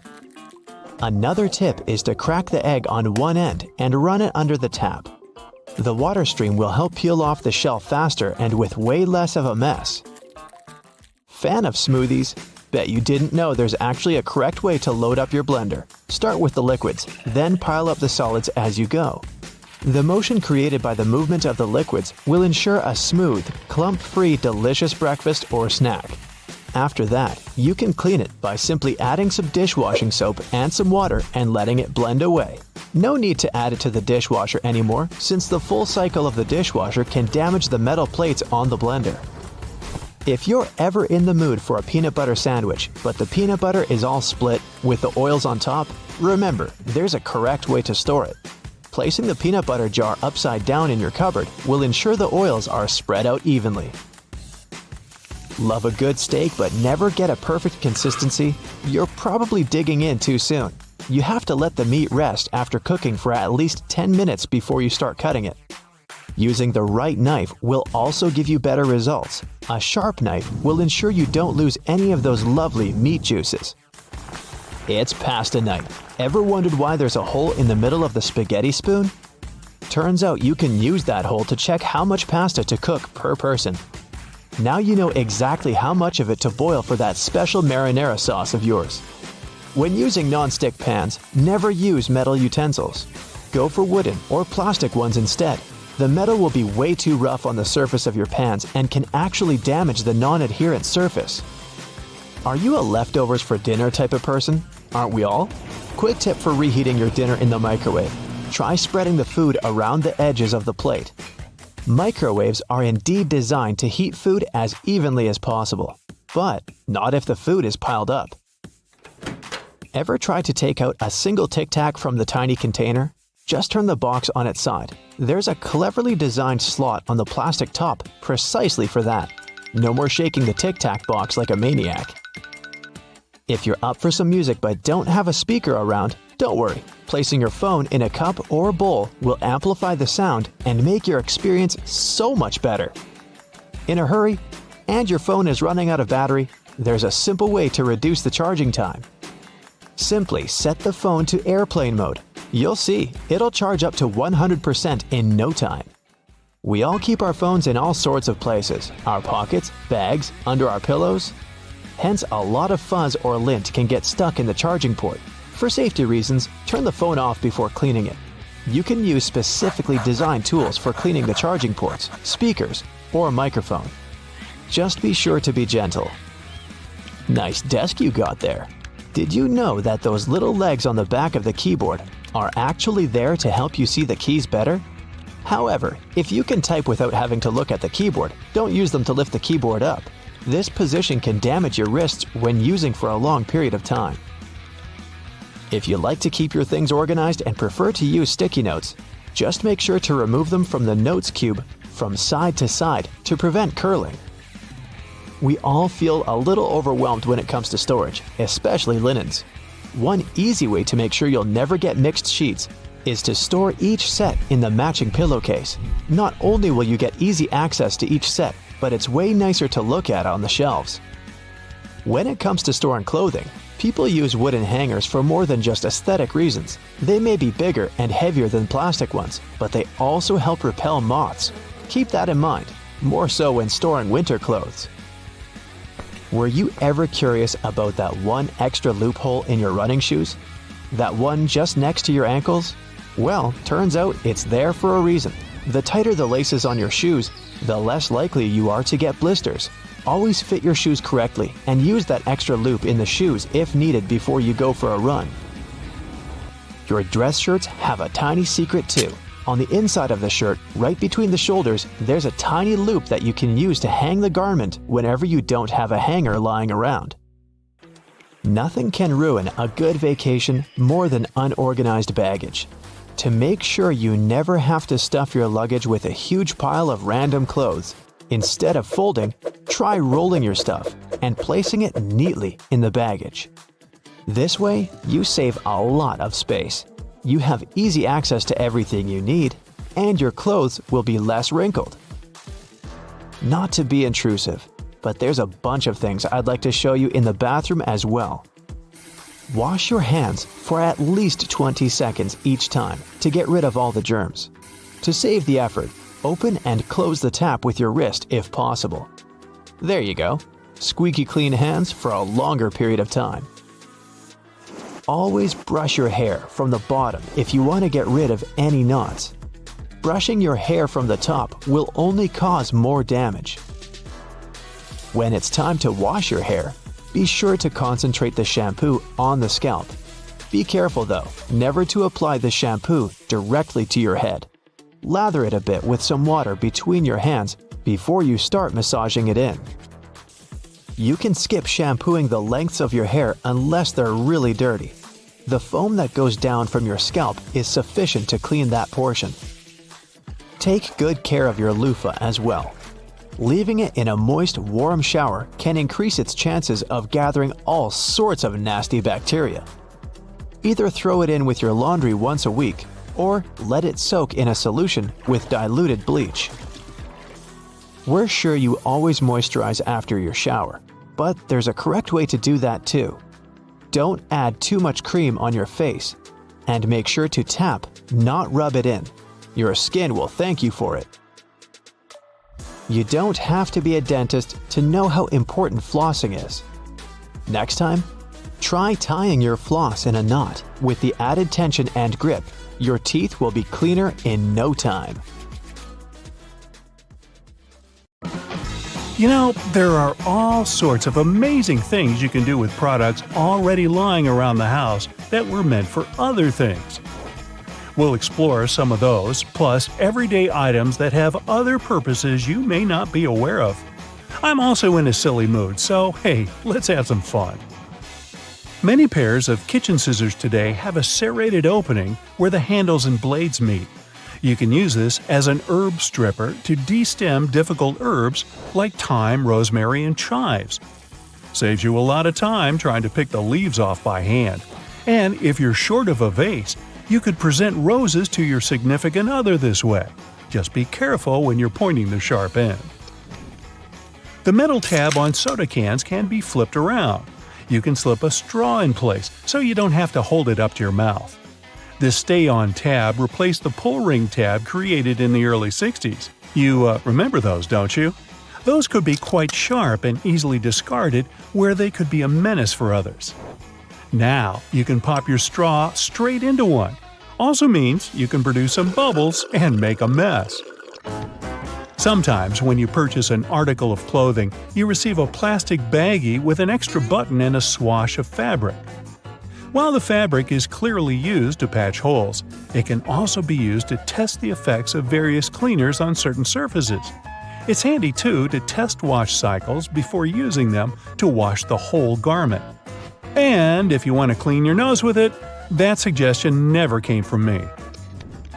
You can use a screwdriver for leverage if you're having trouble lifting or moving something. Some also have a hexagonal shape handle that fits inside a wrench or spanner.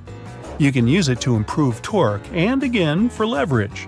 A little easier on your hands. Some of us aren't that strong. Or maybe that's just me. Rubber bands are great for many things, but if you have a bottle that's hard to open, you can wrap the band around it for a better grip. Escalators have those fluffy black brushes for a similar reason that some have yellow lines on their steps. To try and deter people from getting too close to dangerous places. People don't always take notice, and sometimes clothing can drape close to a point where the step meets the edge or skirt. The brush is a little barrier to help prevent this from happening. They can also catch bits of fluff and prevent other small things from falling down into the gaps. Your average pair of jeans has several features that are both functional and somewhat sentimental. The metal rivets around the pockets help secure the stress points.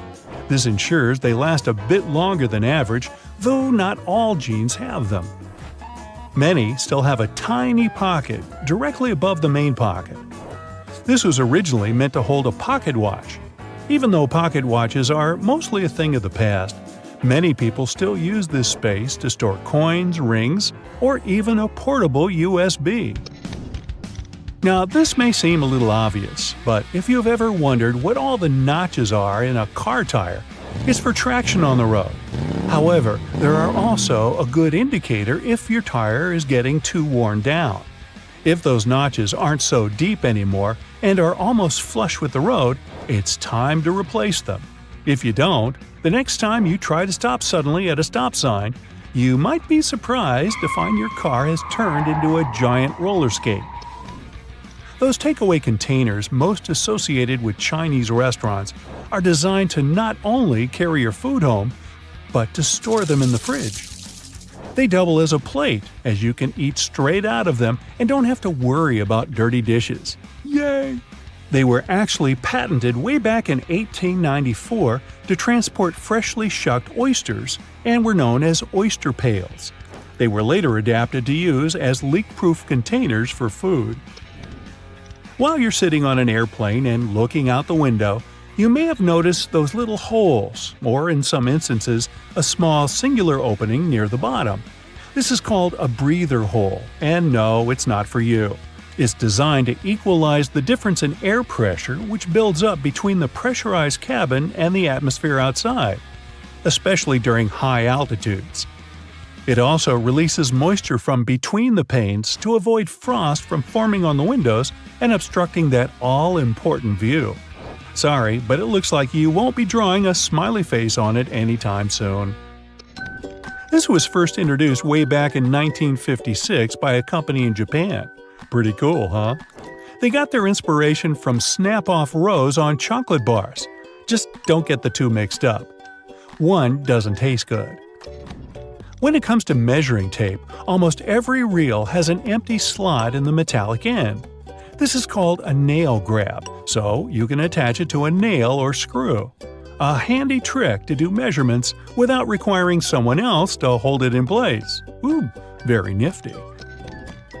Bobby pins have grooves on one side to hold your hair in place better. Crazy notion, huh? The straight side goes face up, while the grooves go down against your head. They're called bobby pins because of the bobbed hairstyle, which was popular in the 1920s, though the pins were invented in the 19th century. The look is gone, but the pins remain. Please take them out before you wash your hair, as they don't look great stuck to your fingers.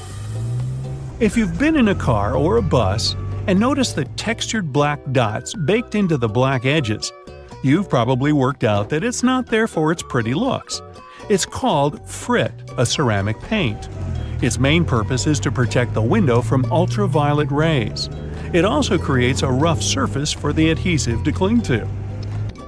Now, if you see a pink lump of adhesive in the corner, please do not touch it. It's actually someone's old bubble gum. If you take a look at the bottom of the lock, chances are you'll see one or two little holes. This is to let water out from the inside that may have been trapped due to rain. This mini draining capability prevents the inner working from rusting over or freezing in place if the weather's very cold. If, in another situation, the lock becomes stuck, you can ease an oil-based product inside to lubricate the lock and get it working again.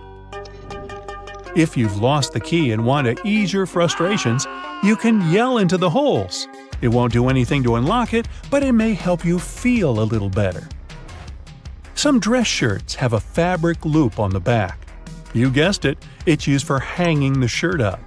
The loops were reportedly first used in the Navy, as it was easy to simply hang them on the wall.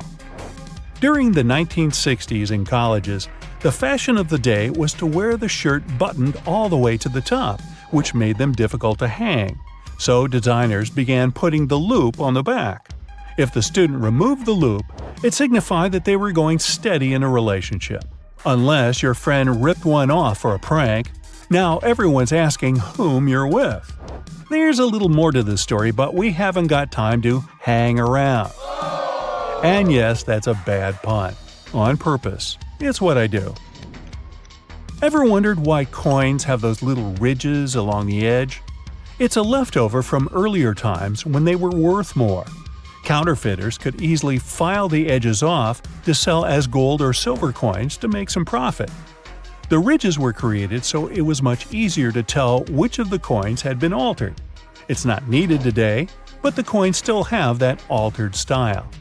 If you ever get really bored, you could try counting how many ridges there are. Actually, that is a very boring idea. Forget that and watch another Brightside video instead. Various types of cheese have holes for a reason. For example, Swiss cheese is made with special bacteria that produce carbon dioxide.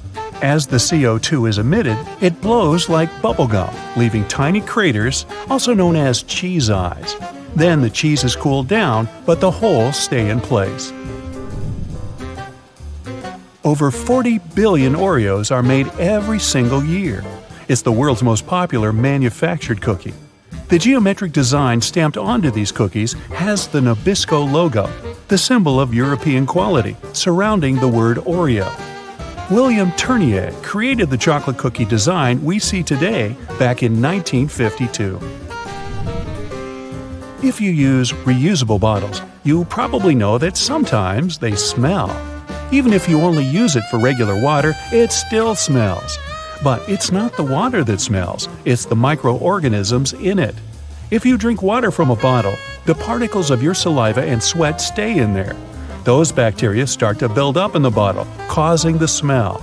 So, if you choose reusable bottles, make sure to wash them every day to prevent those bacteria from building up. After washing, let it dry completely before using it again. Not only are the jeans blue, but the police officers' uniforms as well. The first official police officers appeared in the 19th century in London. They were given a blue uniform to contrast with the red and white uniform that military workers had already been wearing. 2 decades afterward, the police force was adopted in the USA, and they followed the patterns. The uniform is still blue nowadays because it proved to be a good color. It's not that visible in dark hours, and police officers can observe things and people staying unnoticed. Also, stains aren't that visible on dark material. And, well, everyone knows that police officers wear blue and they're recognized it. So, why change that? Baby carrots are tiny, and unlike regular carrots, wet, not unlike baby humans. Baby carrots aren't some special sort of carrot.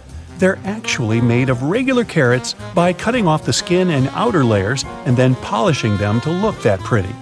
The problem is they can't retain moisture. A regular carrot retains some water inside because of the layers that lock it in. Once they're chopped out, baby carrots can dry out easily. So they usually sell them in bags with some water inside. Jeans have metal rivets, and they're there from the very beginning. Jacob Davis, the man who made the first pair of jeans, added copper rivets to spots where pants are more likely to rip, flies and pockets, to make them stronger. Today, they have more of a decorative purpose, since they are distinctive and traditional for jeans. Another special thing about jeans is those tiny pockets they have that seemingly serve no purpose. Well, maybe it's true now, but years ago, when many cowboys were wearing jeans, the pocket was made specifically to keep a pocket watch there. Also, back then, a pair of jeans had just 4 pockets. That tiny pocket, the watch pocket, 2 big pockets in front, and just 1 pocket in the back. Car headrests are all about comfort, and detachable headrests are all about safety. If you pull the headrest out, you'll see 2 sturdy metal bars. If you ever get locked or trapped in a car, you can use the bars to smash the window and get out. Those little red spots you sometimes see after you crack an egg are nothing to be worried about. Tiny blood spots can be caused by a small rupture in a blood vessel of a hen as it was laying the egg. Eggs with these blood spots are safe to eat, but that spot can be removed if you want. It won't affect the taste of the egg. Oh, that's comforting. Hidden within the Toblerone logo of the mountain is the image of a bear standing on its hind legs, about to eat that yodeler over there. No, not really. This is because bears are a big part of Bern, one of the biggest cities in Switzerland, where the founder created the triangular chocolate treat. Toblerone is also a play on the founder's family name, Tobler, and the Italian word Torrone for honey and almond nougat. The space below a cup of noodles is there to protect the noodles during transport. This technique is called a middle suspension. Not only are they protected better in their styrofoam cup, but it also helps those noodles soften more evenly and quickly. Even though you might have noticed that the hole on the barrel of ballpoint pens has no purpose, it does. It's called a venting system, which helps the ink flow more smoothly. This way, an even amount of air pressure is created inside and outside the pen, allowing the ink to flow into the point easily. It's not an accident that soy sauce bottles have 2 spouts. The sauce is liquid, and it flows out of the bottle pretty quickly once you turn it over. Most Asian food lovers will admit they've spilled it at least once in a lifetime. That's why nowadays, restaurants prefer serving soy sauce in special bottles that have 2 spouts. This design allows you to control when and how much sauce will come out. Just put your finger on one spout while you pour the sauce through another. If you press your finger tightly to the spout, the sauce will stop flowing, and if you remove your finger, it will flow again. And please do not remove your finger in a restaurant. It will freak everybody out. You've probably noticed that train and bus seats are covered in fabrics with weird patterns. Any idea why? They use these patterns to cover any germs and stains on the seat. Oh boy. The brighter the color and the more patterned it is, the harder it will be for a passenger to notice any stains and get grossed out. Also, the patterns are usually so ugly that no one even wants to look at them for long enough to spot any stains. So yeah, the pattern is there to make you look away, and if you look, to make it less noticeable. No bus will ever have plain white seats, that's a guarantee. The middle tab on soda cans can be flipped around. You can slip a straw in place so you don't have to hold it up to your mouth. This stay-on tab replaced the pull ring tab created in the early 60s. You remember those, don't you? Those could be quite sharp and easily discarded where they could be a menace for others. Now you can pop your straw straight into one. Also means you can produce some bubbles and make a mess like a 3-year-old. Sometimes, when you purchase an article of clothing, you receive a plastic baggie with an extra button and a swatch of fabric. While the fabric is clearly used to patch holes, it can also be used to test the effects of various cleaners on certain surfaces. It's handy, too, to test wash cycles before using them to wash the whole garment. Escalators have those fluffy black brushes for a similar reason that some have yellow lines on their steps, to try and deter people from getting too close to dangerous places. People don't always take notice, and sometimes clothing can drape close to the point where the step meets the edge or skirt. The brush is a little barrier to help prevent this from happening. They can also catch bits of fluff and prevent other small things from falling down into the gaps. Those takeaway containers most associated with Chinese restaurants are designed to not only carry your food home, but to store it in the fridge. They double as a plate, as you can eat straight out of them and don't have to worry about dirty dishes. Yay! They were actually patented way back in 1894 to transport freshly shucked oysters and were known as oyster pails. They were later adapted to use as leak-proof containers for food. Ever wondered why coins have those little ridges along the edge? It's a leftover from earlier times when they were worth more. Counterfeiters could easily file the edges off to sell as gold or silver coins to make some profit. The ridges were created so it was much easier to tell which of the coins had been altered. It's not needed today, but the coins still have that altered style. All crackers and some cookies have holes to make sure the final product has the right texture. These teeny tiny holes allow steam to escape, so your crackers and cookies won't snap. If it weren't for these holes, also known as dockers, steam would build up inside the treat, and the final result might have been scrumptious, but it would have been rather oddly shaped. Dogs like to walk in circles before snoozing because they inherited this behavior pattern from their ancestors. There were no special doggy beds back then, so most pooches would have to push down tall grass to make a sort of snoozing spot. Plus, as a bonus, those movements scared off all the critters lurking in the vegetation. Donuts are ring-shaped for a similar reason. If they hadn't had holes right in the center, the dough there would have always been undercooked. By the way, they're often associated with the police because back in the 1950s, donut shops were among the only places open late. They were a perfect place for police officers to grab something to eat and even deal with some paperwork during the night shift. Your jeans are blue on the outside and white on the inside because of a smart way to weave the fabric. The warp thread is dyed, while the weft thread has no color. It's just white. This way, manufacturers reduce the amount of dye needed for each piece of clothing. And they're still dyeing to make the jeans. Now, the earliest logos can be traced back to ancient family crests. In the Middle Ages, people with pubs and shops started using various symbols to present what they did and to distinguish themselves from others in their line of business. But why is it so important for a brand to have an impactful logo? Well, because first impressions count, even for businesses. A well-crafted logo can send the right message to potential customers and help people learn more about your business at first glance. With so many logos to look at nowadays, especially since the beginning of e-commerce, it's easy to overlook the hidden meanings and symbols in everyday products. The Domino's Pizza logo also says a lot about the company's past. As the name suggests, there's a domino piece in the graphic design of the logo. The initial plan was to add another dot to the domino for each new location. But the company grew so big that adding dots for all the locations wasn't possible. So those 3 dots we see today are there to remind customers of the 3 initial locations of the pizza chain.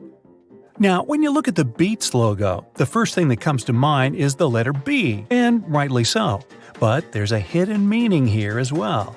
The red circle actually depicts a person's head, while the white letter B also stands for a pair of headphones. Another very customer-oriented logo is that of the brand LG. The company designed its logo to include both the company's initial name, Lucky Gold Star, and the company's current slogan, Life's Good. A careful look at their logo shows not only the letters L and G, but also a smiley face. They may be one of the most famous jean manufacturers in the world, but their brand identity also has some hidden meaning in it. The Levi's logo is designed in the shape of a pocket that can be found on each and every pair of the jeans they produce. The FedEx logo is also very cool. At first glance, it looks like the words Fed and X written together in two contrasting colors, purple and orange. But if you look closely between the letters E and X, you'll notice that the negative space is in the shape of an arrow pointing to the right. It symbolizes movement and agility. The Unilever Group has a staggering number of brands all over the world, more than 400. It's no surprise that their U-shaped logo is composed of many different symbols, like a flower, a spoon, or a bird. It's done to showcase how many things they produce, from food and refreshments to personal care and beauty products. NBC, or the National Broadcasting Company, is a broadcast and radio network with a logo that's very nice to look at. It's bright, colorful, and flashy. Why is that?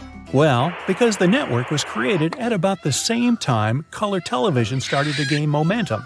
The bird-shaped NBC logo symbolizes the initial 6 divisions of the network, and the colors are also a nice reminder to customers that NBC is proud as a peacock of their programs.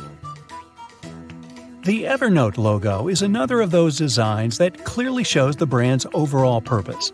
While the font used is relatively simple, on the left of the word Evernote, there's a depiction of an elephant.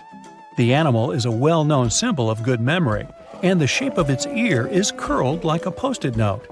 A cool touch for an app designed for organization and note-taking, wouldn't you say so?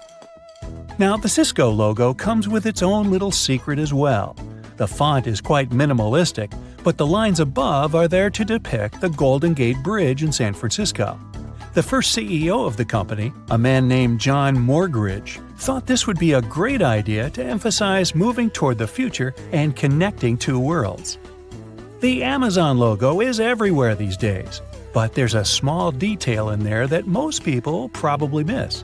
The arrow connecting the letters A and Z, the one in the shape of a smile, is there to point out that they have a complete inventory of products, from A to Z. Audi is one of those brands that likes to showcase their history. Those 4 simple intertwining circles on the company's logo are a reminder of the 4 companies which were initially part of the conglomerate: DKW, Porsche, Wanderer, and Audi. There's a nice story behind the Baskin-Robbins logo as well. Between the letters B and R, in the middle of the logo, you can notice the number 31. Why is that? Because the company has 31 original flavors of ice cream. I think I've darn near tried them all. A lot of companies out there like to give their logos a bit of a vintage touch, and Picasa is one of them. Before we had digital cameras and the perfect portrait was just a click away, analog cameras had a little thing called a shutter. That's a device that opens to let light pass through, exposing the film and creating a photograph. The Picasso logo is just that, a shutter nicely colored in red, blue, green, purple, and orange. The 7-Eleven logo has a nice twist that might not have caught your eye by now. The N at the end of the word is in lowercase, unlike the rest of the letters, which are in all caps. It's said that the company's president's wife, back in the 60s, wanted to make the company's logo look a bit less harsh. She believed that the uppercase font would be a bit too rigid, and she wanted to make the overall appearance of the logo more fluid. A graphic designer found a solution by switching to a lowercase n at the end of the word. So I'm guessing that when you pronounce it, you just throw away the lowercase n, like 7-Eleven. Or not. Chocolate fans must know the Toblerone brand. If you're one of them, have you ever noticed all the intricate detailing in its logo? The city of Bern in Switzerland, where the company was founded, is also named the City of Bears. When you visit this place, you'll see that there are bears everywhere, from the city's coat of arms to public trash cans. The Toblerone chocolate is shaped like a mountain, hence the mountain in the logo. But there's also a bear depicted there, hidden in the negative space. The Chick-fil-A logo is one of those that goes straight to the point with their imagery. The C stands for chicken, of course, but it's also shaped like a chicken if you look closely. Another great example of negative space used creatively is the Formula One logo. Between the F, which stands for the word formula, and the horizontal lines depicting red flames, the number 1 is intelligently hidden. Bet you didn't see that one. One of the greatest sportswear brands, Adidas, has a mystery of its own. At first glance, its logo is merely comprised of 3 vertical lines. Don't they look like a mountain to you?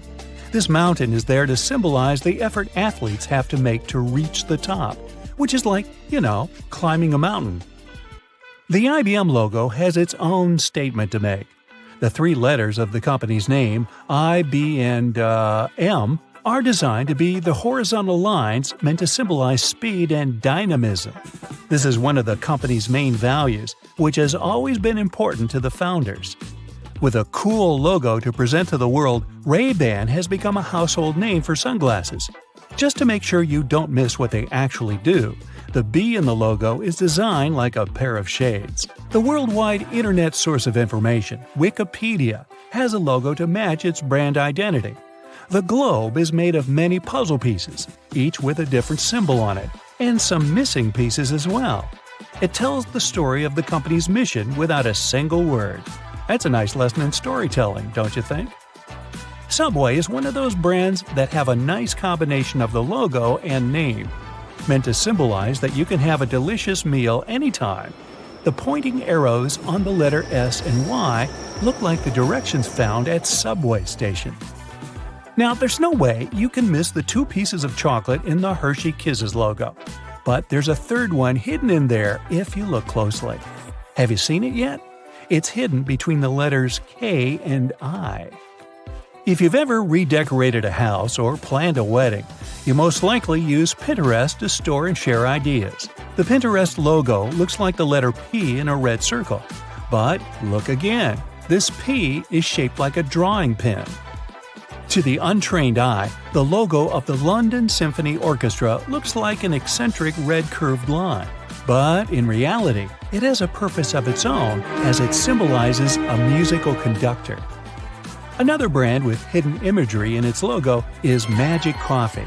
The cup of coffee on the top of the name is shaped like a top hat if you take a closer look. Okay, I'm ready for some food now. Okay, I know it's kind of cold to the touch, especially on a freezing winter's day, but did you know that brass doorknobs actually serve a purpose apart from looking classy and shiny?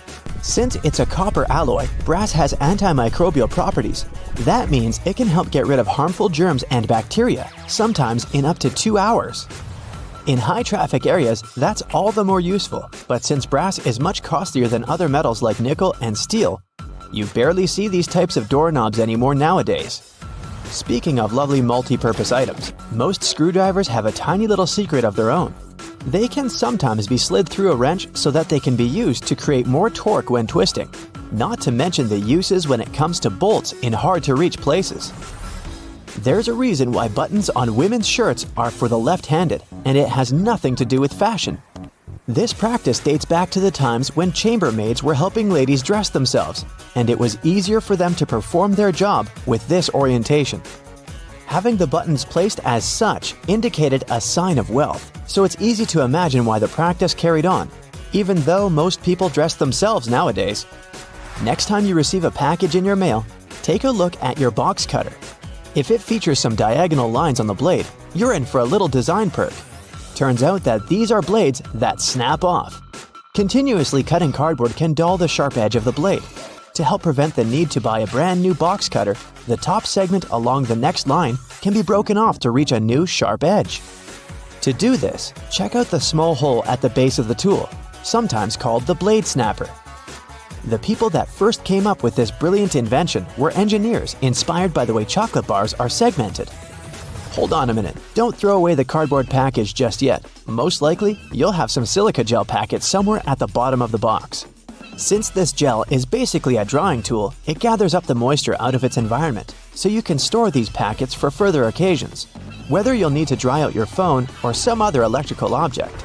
You can place them in a container next to the silica gel to reduce the damage. You don't have to be a mechanic to know when a standard car tire needs replacing, since they come equipped with a neat indicator. Take a closer look, and you'll see that treads within the tire are a bunch of rubber notches. When the treads are evened out with the perpendicular bars, it's a sign you need to book an appointment with your local car service, since most likely the tires have lost most of their traction and may not be safe for driving any longer. The upper corners of a car windshield feature textured black dots melted into the glass edges. This neat add-on isn't there for design purposes. It's called frit glazing, which means that a special type of ceramic paint is added to the window for protecting its sealant from UV rays. It also conceals and creates a coarser surface for the adhesive used to set the window in place. Whenever you're up for a drive, check out if there's a small tab under your car's rearview mirror. Bet you didn't know it's there to help switch the mirror from daytime to nighttime views. It uses a prismatic glass technology to blur the reflection and reduce the glare of headlights behind you in traffic. People came up with these manually tilted mirrors in the 1930s, but they became standard somewhere in the 1970s. While you're in the car, check out the headrests, as you most likely don't know that they carry a little disguised purpose. Of course, they're adjustable to accommodate passengers of any height so that they get the proper support for their heads and necks. The hidden feature is that they are detachable and come with two very solid metal bars. Should you ever find yourself stuck in a car and need to make a fast getaway, these bars come in handy to crack out the car windows. So you're out for a drive and you're suddenly out of gas. What I'm about to describe sounds more like a meme than an actual situation bound to happen. But what if you're in such a hurry that you accidentally drive off with the gas nozzle still in the tank? Well, the nozzles have been designed to prevent any hazards from happening, rest assured. They feature a breakaway device that will allow the hose to separate when taken out with enough force. Initially designed in the early 20th century to be worn exclusively by basketball players, sneakers soon became one of those fashion fundamentals, similar to jeans and leather jackets. If you take a closer look at them, you'll see they have two extra holes on the side, similar to the shoelace holes. They're manufactured as such not only to provide extra ventilation, but to allow people to get extra creative with their laces when wearing the shoes. Admit it, you've always thought that chopsticks are merged at the end for the sole purpose of keeping them together until you're ready to dig into your meal. That may or may not be the whole truth. Under a more detailed inspection, the wooden tools feature a square-shaped end. Chopsticks manufactured like this date back to an old Japanese traditional design, which can help with breaking the ends easily. The separated end can then be used as a resting block for the chopsticks to keep it more sanitized in hopes it can be used again, since they won't be touching the table or any other surface. Women's bikes have a special design which, surprisingly, has a historical and fashionable purpose. The lower frame is for the most part meant to make up for the generally shorter height of ladies, compared to that of the average gentleman. While that is the case for handlebars and saddles, the overall frame is lower for an additional purpose. Way back when women wore long skirts and dresses all day, every day they needed to make sure their outfits wouldn't get caught in the frame. That's how we came up with a lower-framed bicycle, perfectly made for women and their needs at the time. The fact that toothpastes are multicolored is not just a nice perk to make dental hygiene more fun. There's a secret meaning related to each of the colors, which dates back to the 1970s. In those days, people grew more and more interested in their oral health care, and as such, they were looking for products which could do more than merely clean their teeth. One company was the pioneer in that regard, adding mouthwash to its toothpaste, meaning the blue strip. They later added on the red strip, meant to feature ingredients which helped with gum care. Speaking of toothpaste, check the cap next time you open a new tube. You may be in for a little surprise. There's a pointed cone shape inside the cap, so you can puncture the seal of the toothpaste without cutting yourself or ruining your manicure. Not to mention, it's more hygienic since you won't be able to transfer germs or other bacteria into the product itself. On the subject of bathroom countertop items, toothbrushes come with a neat add-on hidden in the bristle patterns. Apart from making the toothbrush look cooler, they also do come with a practical purpose. Most toothbrushes come with a pattern of blue bristles intertwined with white ones. The blue dye is meant to fade out, signaling the time when you need to replace your toothbrush. Dentists say that toothbrushes should be replaced every 3 to 4 months, but it does serve as a great reminder in case you forget. Still love playing with Lego?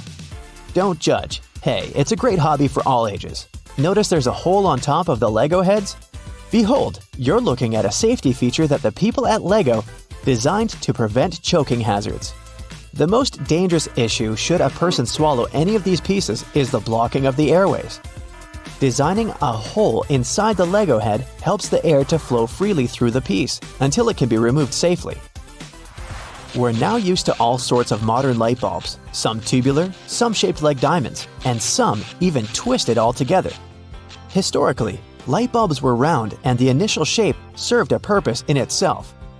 It was mainly connected to the fact that glass bulbs were hand-blown, which gave them the round shape to begin with. The hidden practical reason was that the light bulb filament needed to be at the same distance from every surface of the glass sphere. The easiest way to achieve this was to make the glass in the shape of a globe. So get this, an extra hole at the upper part of the sink has multiple hidden functions. First, in case someone forgets to close the tap, the water won't overflow and the bathroom won't get flooded. Second, thanks to that hole, the water drains faster and it gives an escape for the air, helping the water flow down. Those two holes on a side of any Converse shoe are not only to let the stinky air out. Sure, breathability is important for any athlete. The second reason is that athletes lace through those holes to get a better grip.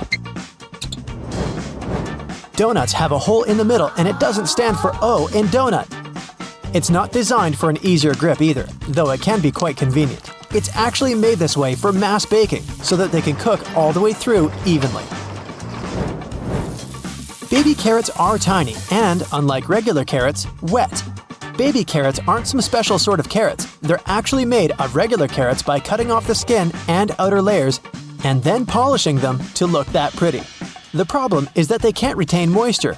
A regular carrot retains some water inside because of the layers that locks it in. Once they're chopped out, baby carrots can dry out easily, so they usually sell them in bags with some water inside.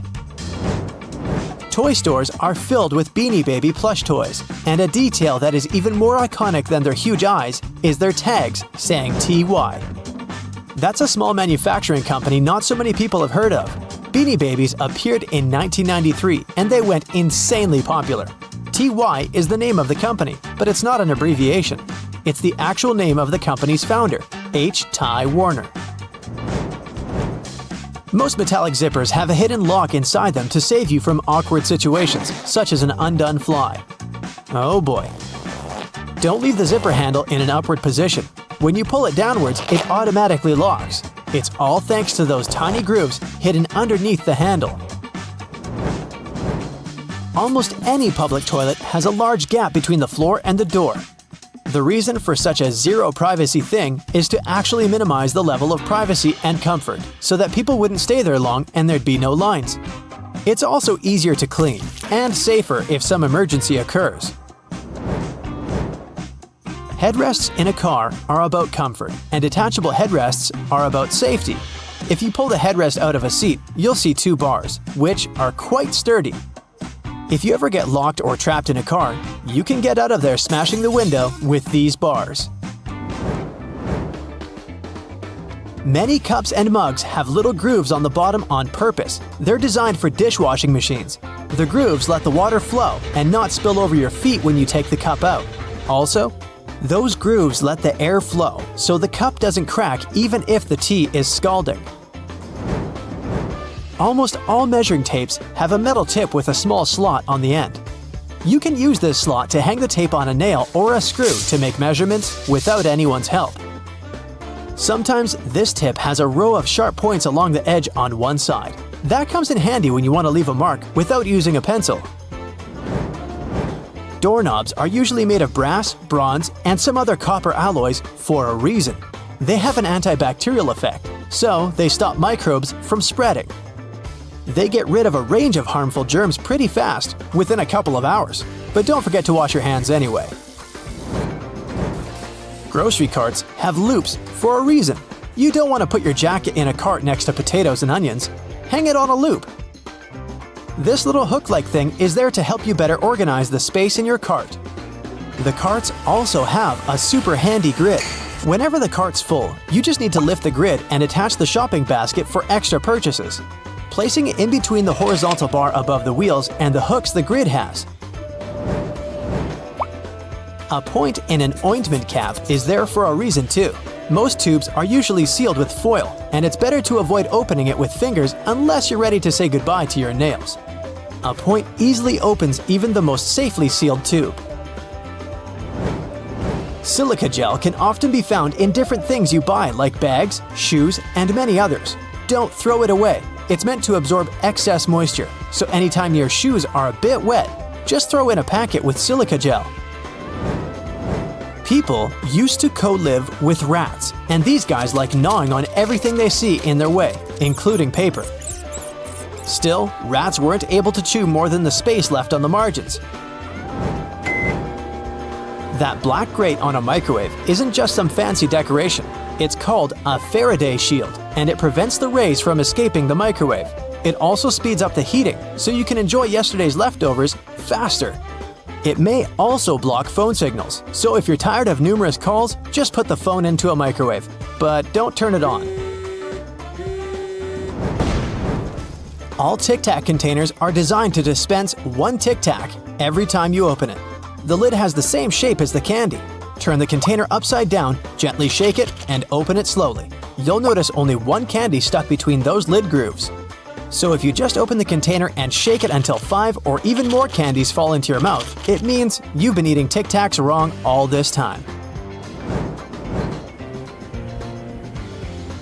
Those little holes in the airplane windows are designed to control the cabin pressure. They also protect the windows from fogging up as the temperatures drop and rise. By the way, the airplane window is round for a reason. This way, pressure is evenly distributed so it doesn't get deformed. Blue bristles on a toothbrush are actually an indicator that it's just about time to change the brush.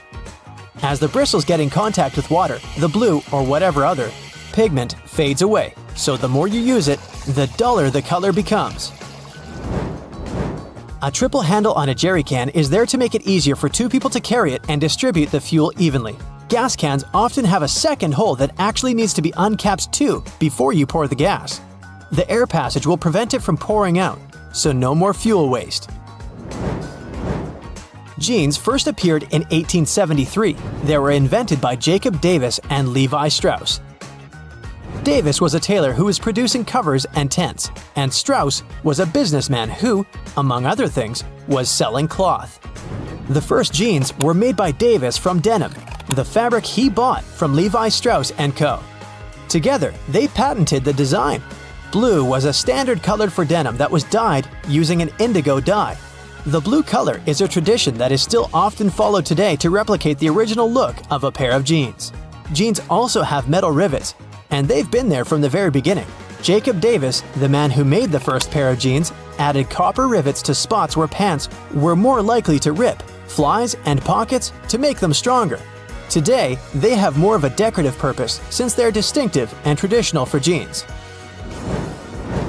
Another special thing about jeans is those tiny pockets they have that seemingly serve no purpose. Well, maybe it's true now, but years ago, when many cowboys were wearing jeans, the pocket was made specifically to keep a pocket watch there.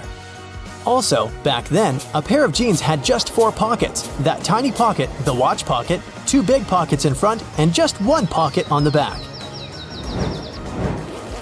Many zippers have the letters YKK engraved on them. It's an abbreviation that stands for the name of the company that can be translated as Yoshida Manufacturing Shareholding Company. This Japanese company is the largest zipper manufacturer in the world, so they put their initials on all the zippers they produce. That's around half of the zippers in the world. And that's why you see their zippers more often than any other zippers. Those little white golf balls have dimples all over them. It turns out they aren't there just randomly. At first, golfers were playing with a smooth ball. With time, the ball would get all punched and damaged, but also it would start to travel way further. The reason here is aerodynamics. Dimples allow the air to flow more smoothly around the ball, taking it further. So the idea was adopted and the balls got their dimples all around, allowing them to travel longer distances.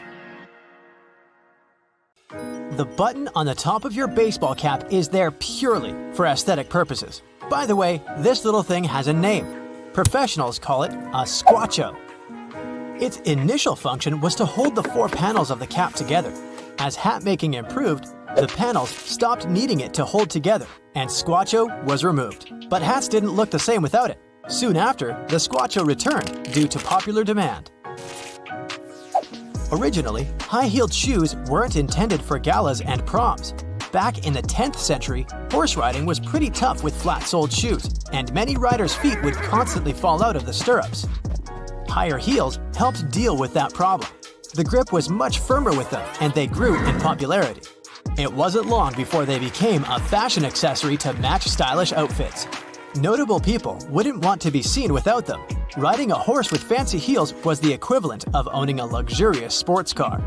Even though heels were worn mainly by men at the start, ladies picked up on the iconic trend in the 17th century. It's been one of the biggest ever since. In ancient Rome, salt was so precious that people even called it white gold. With scorching heat and no fridges, its purpose was to preserve food, mainly meat and fish. As a bonus, it made everything tastier. Sal, which is salt in Latin, was used instead of money to pay salaries. Here is where the word salary originated. Rice is the oldest cultivated food in human history. Its origins as wild grass started in a small valley around 15,000 years ago in Southeast Asia. Today, it's served globally as a staple diet and popular ingredient to 3.5 billion people. It would be difficult to imagine a world without video calls you use through your phone camera or laptop. The technology has helped game-changing innovations like working from home. Still, video calls' original purpose is far from how we use them today. The technology was introduced to confirm if the coffee was still in a pot. In 1993, researchers at the University of Cambridge found it frustrating when they took a break to get a cup of coffee, only to find that the pot was empty. So, they invented a device to monitor it and hooked up a camera that provided their computer with a live stream of the coffee pot. Thanks to these researchers, we can work in pajamas now. We know Albert Einstein for various achievements, but there's something he co-invented that goes overlooked. Together with his student, he invented a modified refrigerator. It's not like the ones we use today. In the 1920s, fridges weren't quite as safe as they produced poisonous gases. He wanted to create a safer version that didn't require electricity, without moving parts, and only needed a heat source to operate. Unfortunately, there wasn't enough funding, so the project dried up. Later, in the 1950s, electric fridges became popular. But in 2008, engineers from Oxford University revived this retro design. They're still working on it, but once they finish, the Einstein fridge will come in handy for rural areas without power and people who want to live off the grid. That random QWERTY design doesn't make things easier. In the 1870s, Christopher Sholes invented a layout that ensured typing was twice as fast. But with commonly used letters next to each other, it was a bit too fast, and the machines constantly jammed. So, he then developed the QWERTY design. It forced typists to adopt a pecking style. This way, they would search for a letter and slowly type with their index fingers. The keyboards remain unchanged even today, and people all over the world have somehow adapted to them. The plastic end of your shoelace is an aglet, and people have used it since ancient Rome. Sure thing, they had no plastic back then, so those aglets were made of stone, glass, or even metal. Extra wealthy people could accessorize their shoes with precious metals like brass or silver. What came first, the TV or the remote control? The technology that functions in the remote is older by several decades. In 1898, Nikola Tesla created a machine to control mechanical devices with radio waves. Initially, he tried selling the idea of a radio waves device operating I/O through remote-controlled boats. But the potential buyers were not interested. He was way ahead of his time, as remote controls were finally used with televisions in 1956. As engineer Percy Spencer initially invented something brilliant in 1945, he was working on a new vacuum tube, the magnetron, which was used with early radar systems. While working on the project, he found that the chocolate in his pocket had melted. Realizing the heating potential of the magnetron, he used it on corn kernels, which turned into popcorn. Then, he tried testing it with eggs, but things got a bit messy. So once the yolk was washed away, he built a metal box, keeping the energy within, and the first microwave oven was built. In 1733, a duke in England requested William Kent, an architect, to make a traveling device for his kids. William accepted and built the first ever stroller, but nobody had to push it. Instead of handles, it was built like a carriage and pulled by a goat or a small pony. Only a few were made as it was pricey. More than 100 years later, in 1848, the first stroller with push handles became available and more affordable. Police are often associated with donuts, and there is actually a reason why. During the 1950s in the USA, police officers that worked night shifts found it hard to locate anywhere open for a midnight snack. Donut shops at this time were family-owned. They were working hard throughout the night, providing fresh donuts for the coming day. The shops were vulnerable at night, becoming the perfect relationship: nourishment for the police and extra protection for the shops. Popping bubble wrap is an excellent source of relaxation, and it's also helpful with delicate packages. In 1957, two engineers glued together two shower curtains, trapping the air bubbles between. This is how the first bubble wrap was made. The result they were looking for was a sort of textured wallpaper. Still, it didn't go well on the market. Sometime later, they tried to sell it as insulation for greenhouses, and once again, they failed.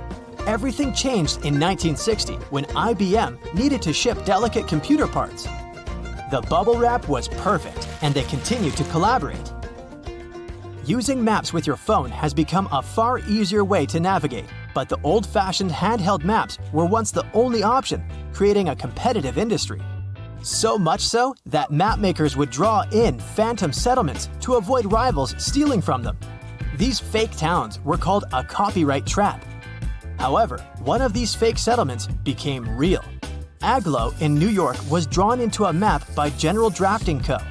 Another competing map maker had also included this town on their own, and the copyright trap was sprung.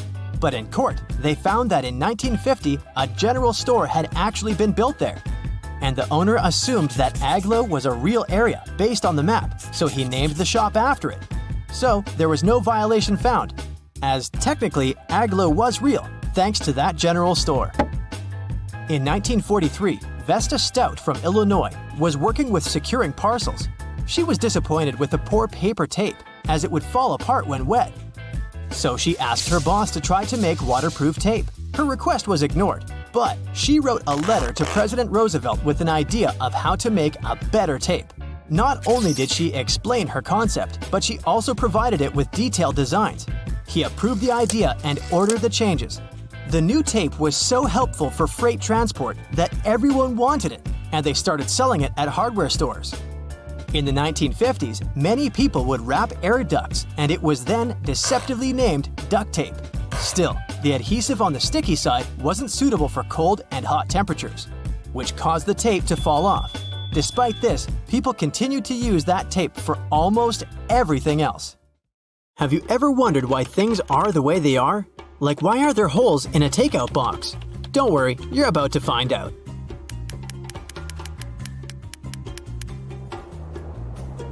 Beanies, with all those fluffy pom-poms, are easily the most important accessories of wintertime. Turns out the real reason why they or other hats have pom-poms was not to make a fashion statement in the past. One of the theories says that they were there to provide safety.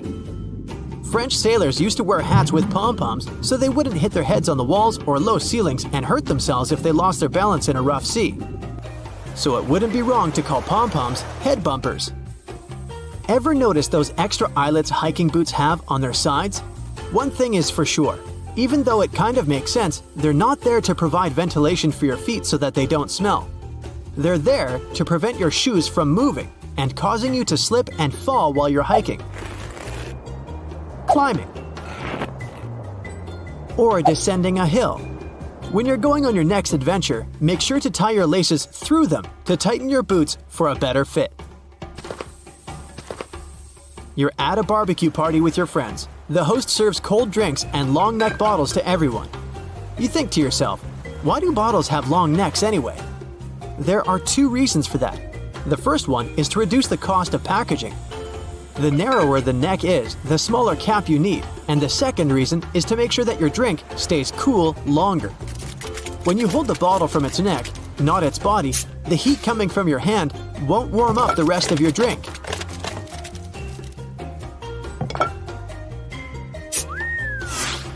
The color of plastic tags on bread packages indicates which day of the week the bread was baked. Even though some companies have their own color codes, it generally goes like this: Monday, blue; Tuesday, green; Thursday, red; Friday, white; and Saturday, yellow.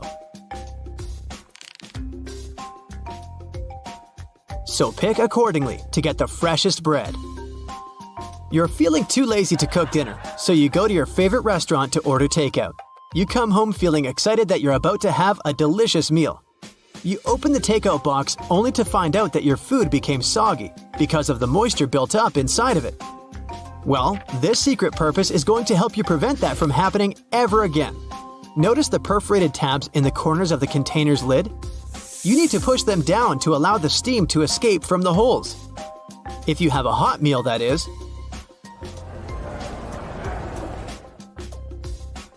If you're one of those lucky people who have a dishwasher at home, you're going to feel even luckier once you learn what else you can wash in it. Aside from making your dishes clean and shiny, it can also clean up your makeup brushes for you. Just place them inside the silverware tray to remove all the dirt and excess product that built up amongst the bristles. You went to the farmer's market and bought some fresh fruits and vegetables. You want to wash the dirt off them, especially potatoes, before placing everything in the fridge. Don't waste your time washing them all one by one. Place them in your dishwasher and set it to the rinsing cycle with cold water. Don't use detergent for this, though. Are you one of the many people who use the drawer under their oven or stove as storage? Sorry to inform you, but storing skillets, cookie sheets, and muffin pans is not their purpose. It's called a warming drawer, and it's meant to keep your cooked dishes warm and delicious. So, if your guests are running late, just put that casserole you've made in it until they arrive. Keep in mind that not all oven models have this feature. Some drawers are for broiling, and some can indeed be used as storage. Check with the manual to make sure what yours is. Oranges, lemons, and avocados come in mesh bags most of the time. When you go back home from the grocery store, you probably throw those into the trash, don't you? But did you know that you can also use them as a pot scrubber? You just need to tie them up. Then you can get to cleaning those dirty dishes, pots, and pans. You can even turn them into single-use scrubbers for other kitchen appliances or your sink. If you're at a store looking for new hangers to organize your closet, we suggest you buy the ones made of cedar wood instead of plastic ones. First of all, cedar wood acts as a natural repellent. Pests like moths, fleas, lice, silverfish, ants, gnats, and ticks won't come near your clothes and closet if you use them. The second reason why you should invest in them is that they absorb unwanted odors from your clothes as well as moisture. And this feature helps prevent mold, so you can wear your favorite dress or suit for longer. It's that time of week again, Taco Tuesday. You invite a couple of friends over to enjoy some homemade tacos, but even though you have the recipe for making tortillas, you don't know how to give them that perfect taco shell shape. Well, this hidden use might help. If you have a muffin tray at home, then you have all you need. Just flip it upside down and place the small tortillas in between the cups. Bon appetit! If you love sewing and making your own clothes, Then you must be used to using those tomato pin cushions, which almost always come with a small strawberry tassel. But why is it there? First of all, you can push the needle you're currently using or your favorite one in there so that you don't need to search for it amongst the other needles all the time. And secondly, it's filled with emery, which will help clean and sharpen your needles once they go in there. Are you a Team Ketchup or Team Mayo? Ketchup fans must have noticed the number 57 on those Heinz ketchup bottles. That number is placed where it is on the bottle for a very specific reason. You must have struggled with getting ketchup out of the bottle at least once in your life, and at that moment, you probably tried shaking it until the right amount of ketchup fell onto your plate, right? Well, no need to do that anymore. Just firmly tap on the spot where 57 is written on the bottle neck, and you can get ketchup out of the bottle way quicker.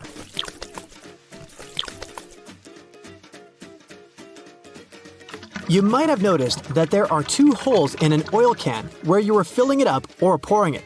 And you maybe thought to yourself, that must be there to make it easier for me to pour it into smaller containers. But that's not the case. That hole is there to prevent oil from spilling all over, or glugging, so to say. So you need to uncap it before you pour oil from the larger hole to prevent wasting it or having to clean everywhere. Have you ever taken classes to improve your typing speed on a keyboard? If your answer is yes, then you might be disappointed to learn that keyboard manufacturers most likely wanted to slow you down. A popular theory says that's why the letters on a keyboard are arranged randomly and not in alphabetical order. The reason for that goes all the way back to typewriters. Their keys used to be arranged in alphabetical order, which allowed people to write really fast. And because of that, the keys would jam and tangle up easily, and they wanted to avoid that. That's how we ended up having the QWERTY keyboards we have today. Here's a bonus hidden feature for you before you leave. The clock app on your iPhone shows you what time it is on the little screen icon as well. Decades ago, no one would ever imagine keeping a stick in their pocket that could hold hundreds of gigabytes. We've come a long way since then, and got used to USBs transferring our files from device to device with ease. In 2000, two major companies developed and sold the first USB flash drives 1.0, which snowballed into USB 2.0, 3.0, Type-C, and so on. Physically, they can endure rough treatment and won't get damaged easily, especially if you get proper protection. By design, USBs are almost perfect.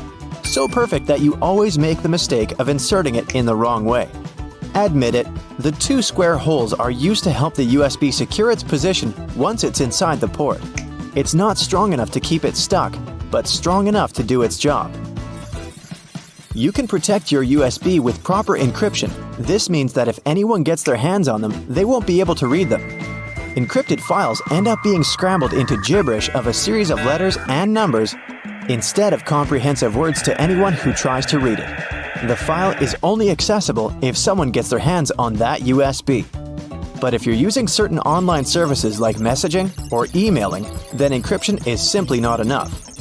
Sure, the person on the other end can't read the contents of the work, but the hosting website can. This is where end-to-end encryption comes in. That means any information that goes in and out is, again, scrambled into gibberish to anyone who is in the way of your traffic, including the hosting service. Cloud storage has taken the world by storm. You can now save everything that's on your desktop to the internet and access that data across multiple devices. All you need is an email and password, and boom, you're safe and have all your files in one place. Cloud storage isn't data floating up in the clouds, but, less excitingly, servers that physically store data. They're like regular computers, just minus the monitors for viewing. These servers take up a lot of money. That's why you normally have to pay for their services. The servers are placed in data centers all around the world where third-party companies manage them. It's like getting remote access to a computer. The servers include a master control server, backup server, and a linked supply of servers operating to maintain a good quality service. The more money you pay, the better the server your data will be stored in. In the realm of computers, you just can't delete something to be gone forever. Whatever file you want to remove is already present in the hard disk as electrical impulses. And depending on your gadget, it will be disposed of in a recycle bin or the garbage. That isn't to say that it isn't still there. It simply implies that the file has been moved to a different folder from which you can easily recover it. So if you're worried about accidentally deleting a crucial document you've been working on for weeks, don't panic. It's not gone for good. But if your device breaks, then all your data is lost.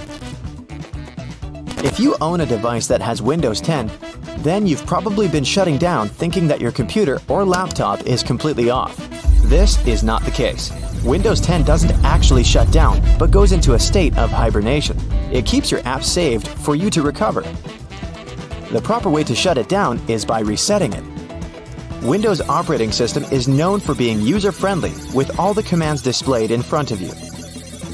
But for computer whiz kids, know that you can open the search bar and type CMD for the command prompt. It looks just like a bunch of random characters, but this is where you can achieve a lot with your device.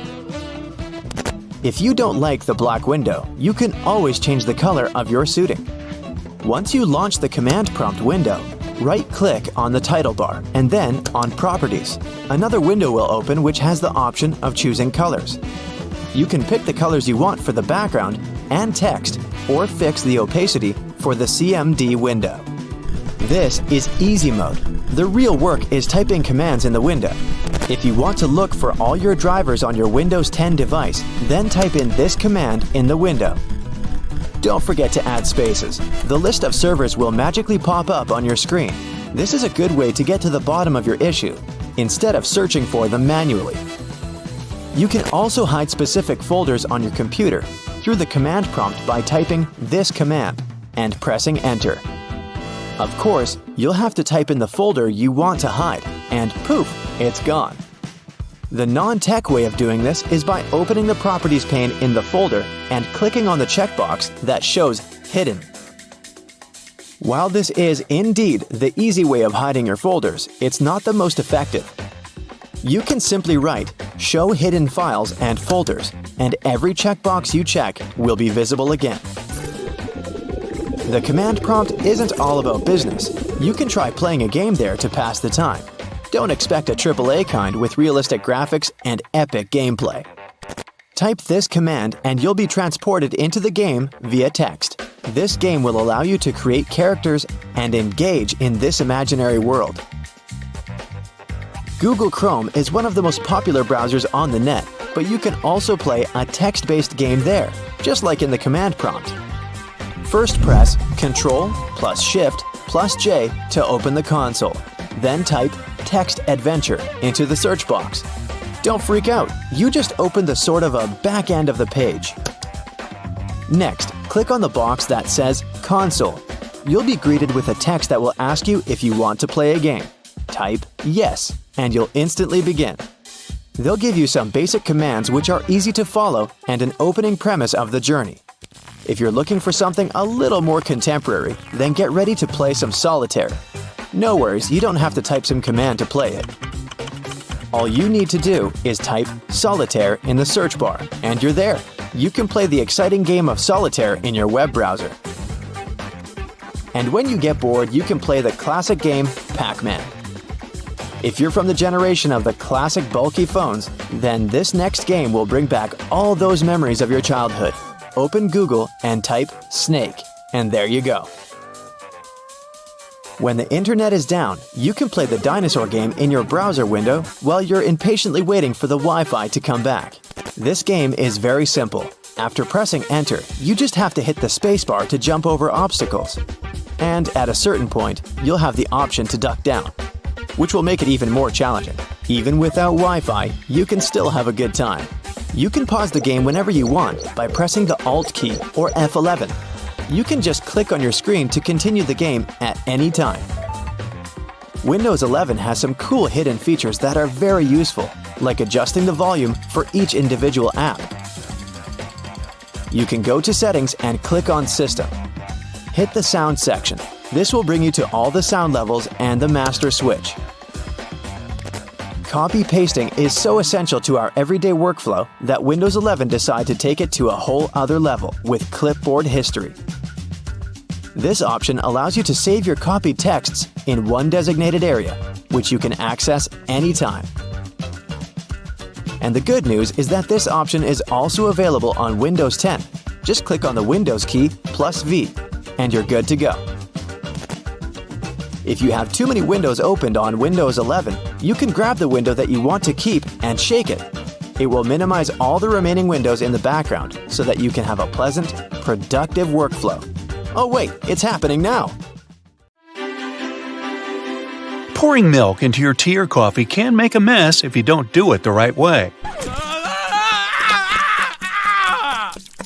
If you want to pour it with the opening closer to the cup, stop right there, turn it to the other side, and then pour. The flow will be much smoother this way, and you won't have to deal with wiping the table afterwards. Hey, I'm bossy. Get over it. It's all about the physics of it. If you turn the carton's opening toward the cup and the carton is full, while the milk's escaping through the opening, the air from the outside will try to get inside the carton to fill the empty space. Since there's only one place where it can do that, the air will push the milk back and disrupt the flow. When you turn the carton to the other side, there will be empty space along with the top side of the carton, and the air will have it easier getting inside. So the flow will be steady, and you won't have that annoying spurting anymore. Now, the handrails are usually moving faster than the escalator itself, because the gear wheels that drive the handrails are intentionally made a bit larger than required. The rubber on those wheels tends to wear off with time, so if the handrails are moving at the same speed as the steps or even slower, then you're riding a rather old escalator. Now, speaking of escalators, and I was, at subway stations with 3 or more of them, the majority will be going in a different direction depending on the time of day. For example, in the city center, there will be 2 or more escalators going up in the morning and down in the evening, and vice versa at the outskirts. This is done to make it easier for passengers to get around. Most people only work downtown while living far from the center, so they go to work in the morning and find more escalators moving in the direction they need. How convenient! If you were ever worried about how the pilots find their way in the dark when landing at night, well, you can rest easy now. There's an incredibly complex illumination system on the ground that helps the crew navigate the airplane. And it's not just the red and white lights along the runway. The lights actually start popping up long before the runway, so that the pilots can easily find their way, and different patterns mean different things, which your captain and their co-pilot know by heart.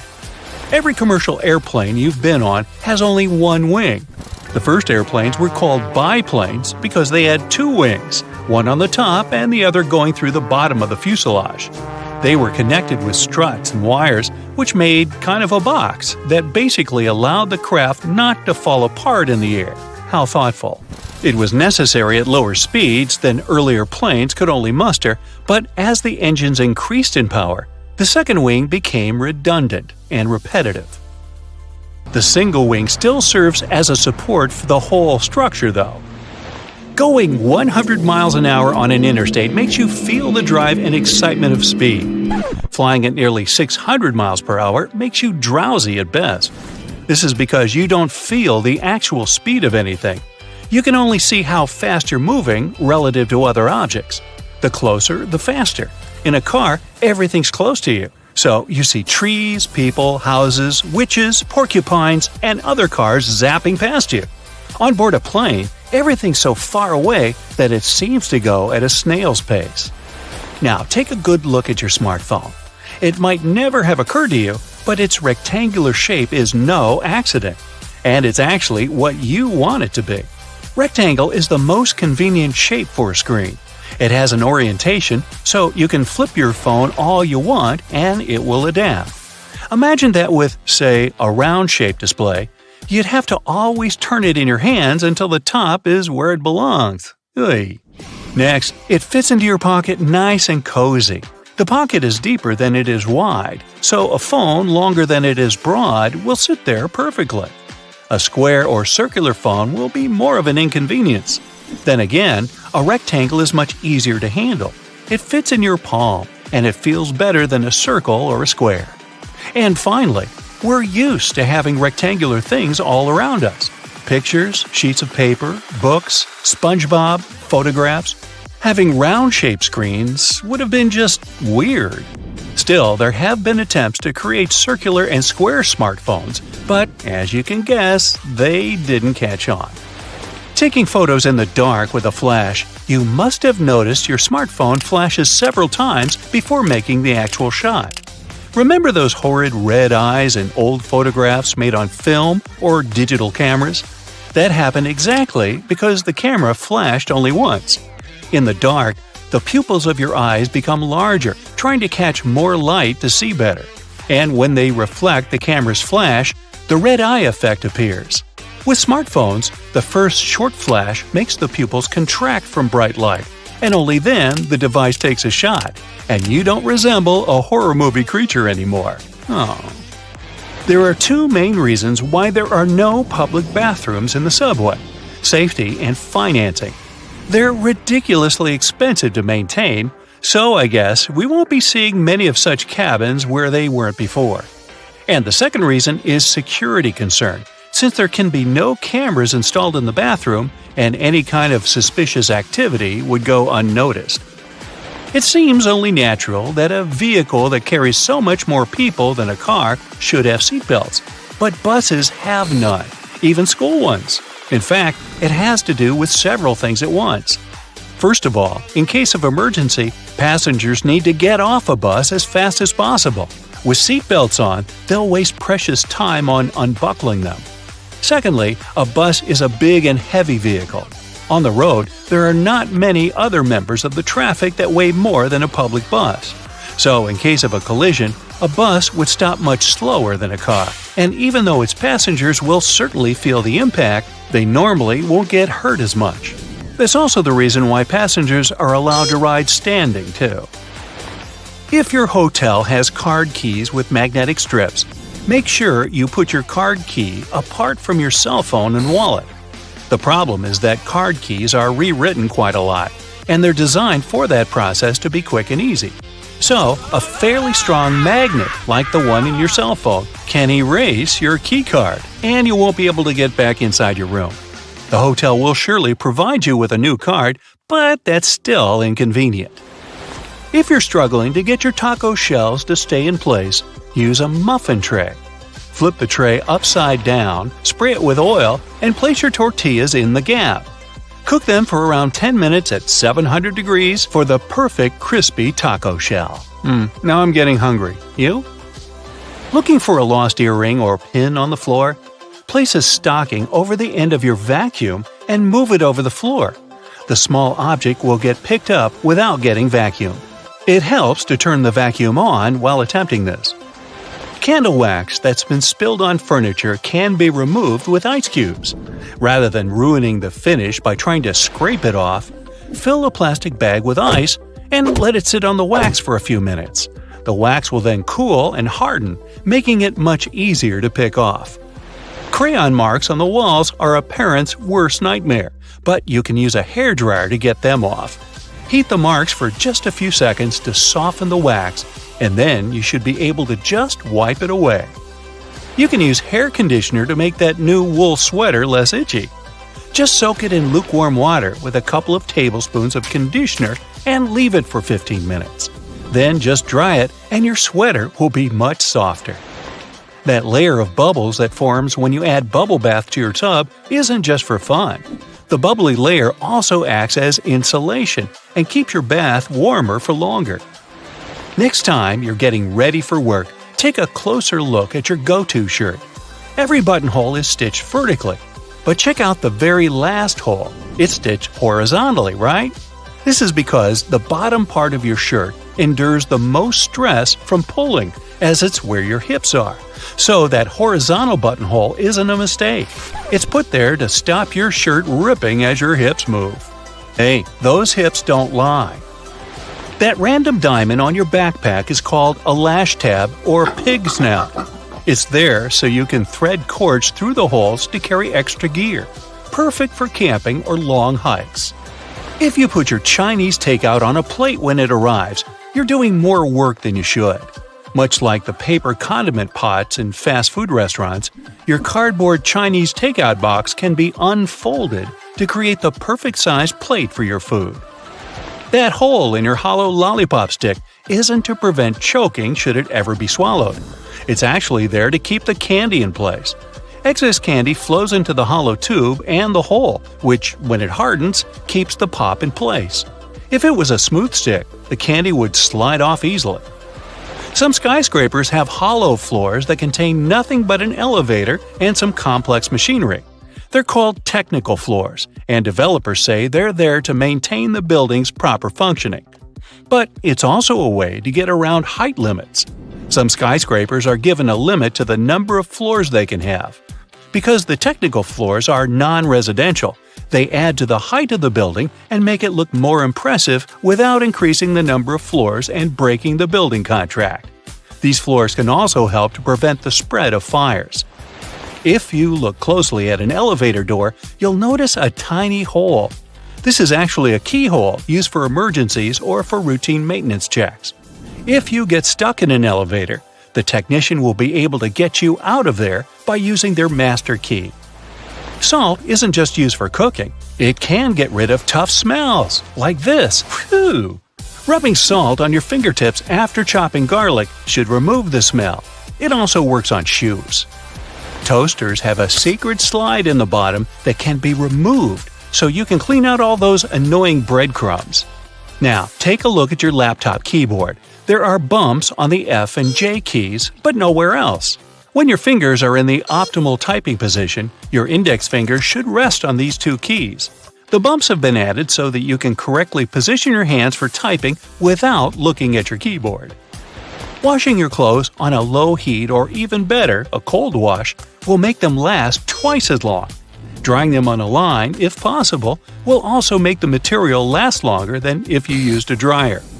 The less you wash them, the less they'll fade and shrink over time. It'll also save you on your energy bills. Blank pages in the books aren't actually made for the author's signature. It's all about the manufacturing process. Books are printed on large sheets, so one sheet can fit 4 printed pages. If a book has an odd quantity of printed pages, chances are you'll get a blank one for notes. Tree cart loops have more functions than you think. You don't want to put your fancy white jacket in a cart next to carrots and Coke. This little hook-like thingy helps organize all the stuff in your cart better, so you can enjoy your shopping trip. Works for me. A good doorknob is one made of brass, bronze, or some copper alloys. These metals have an anti-germ effect. Bacteria spread way slower on them. They also get rid of germs pretty fast, within a couple of hours. There's only one way you can store your peanut butter right. If you place it the regular way, it may get a bit solid before long. The trick is to store it upside down, so the oils don't stay on the bottom all the time and distribute evenly. My dog loves peanut butter. How about yours? Whatever coffee shop you go to, all the disposable cups look exactly the same, only the logo changes. The secret here is the special shape that lets you enjoy your drink easily. The top is always wider, which allows it to accommodate your nose while you're drinking, and the bottom is always narrower, so that anyone can hold it easier, even if the hand is quite small. This width difference also allows the cups to stack. Spoiled milk emits gases, like most foods when they go bad, or me. A classic plastic milk jug has a concave shape on one side, so when the gases expand inside the jug, it expands too, and the concave shape curves out. Also, if you want to save some milk for later and freeze it, the jug will expand when the milk gets solid as well, occupying more space in a jug. Almost all measuring tapes have a metal tip with a small slot on the end. You can use this slot to hang the tape on a nail or a screw to make measurements without anyone's help. Sometimes this tip has a row of sharp points along the edge on one side. It comes in handy when you want to leave a mark without using a pencil. If you've ever tried a Nintendo cartridge to taste, you'll confirm that they taste revolting, leaving a sour, bitterish aftertaste in your mouth. Well, we tried to tell you. They're covered with denatonium benzoate, one of the most disgusting flavors known. Not normally seen in ice cream stores either. Actually, this taste has a righteous function. It prevents people from swallowing those cartridges. Rough edges on the dimes aren't just about design. The coins used to be made of precious metals to show their real value. People would shave off the edges, spending the shaven coins with the same value and melt the edges to new coins. To avoid it, minters added that pattern so people could tell if someone cut that coin before. A triple handle on a jerry can is there to make it easier for two people to carry it and distribute the fuel evenly. Lemons get juicier if you warm them up a little bit in the microwave. The heat softens the frozen membranes, so the juice can flow out freely. The result? More lemonade for you. The expiration date on mineral water isn't about water going bad. Actually, no water can spoil, but the bottle can. Over time, it starts leaking some chemicals that aren't quite safe. Okay, here's a science project to try. Tonic water can be fluorescent in UV black light. It contains quinine, which makes it both bitter and glowing. The color of plates and cups can affect your food perception. A group of 57 volunteers drank hot chocolate out of different cups, but most people claim the orange cup hot chocolate was the best. Red color plates are cool for those on a diet. It looks alarming, so you end up eating less. Okay, I'm gonna go do the tonic water black light thing. Bye! 3, 2, 1. Bam! Now, instead of enjoying the new movie, you will enjoy cleaning your microwave after the popcorn apocalypse. And all this because you trusted the popcorn button too much. It turns out many of those buttons are just timers and not professional chefs hidden in the microwave. Different types of popcorn, and maybe even different batches of your favorite one, have different popping times. It depends on the weight and humidity of the corn, and there's no magical cooking regime that would work for them all. If you don't give your popcorn enough time to pop because you rely on the button, it will be undercooked and full of kernels. If you let it pop for too long, it'll burn, and the smell will be with you for longer than you'd want it to. Some newer, fancy microwave models come with humidity sensors that take all the factors into account and can actually figure out how to cook your popcorn.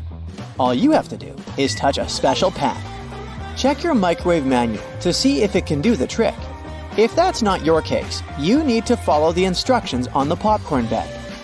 Most of them say, do not use the popcorn button. A microwave that works on 700 watts is slower than that with 1,000 watts of power. And even when you did the math or followed the manual to a T, don't leave your popcorn unattended. Give it those several minutes of your life and stay nearby to make sure all is going well. Listen to the popping symphony. When it slows down to 2 to 3 seconds between pops, turn it off.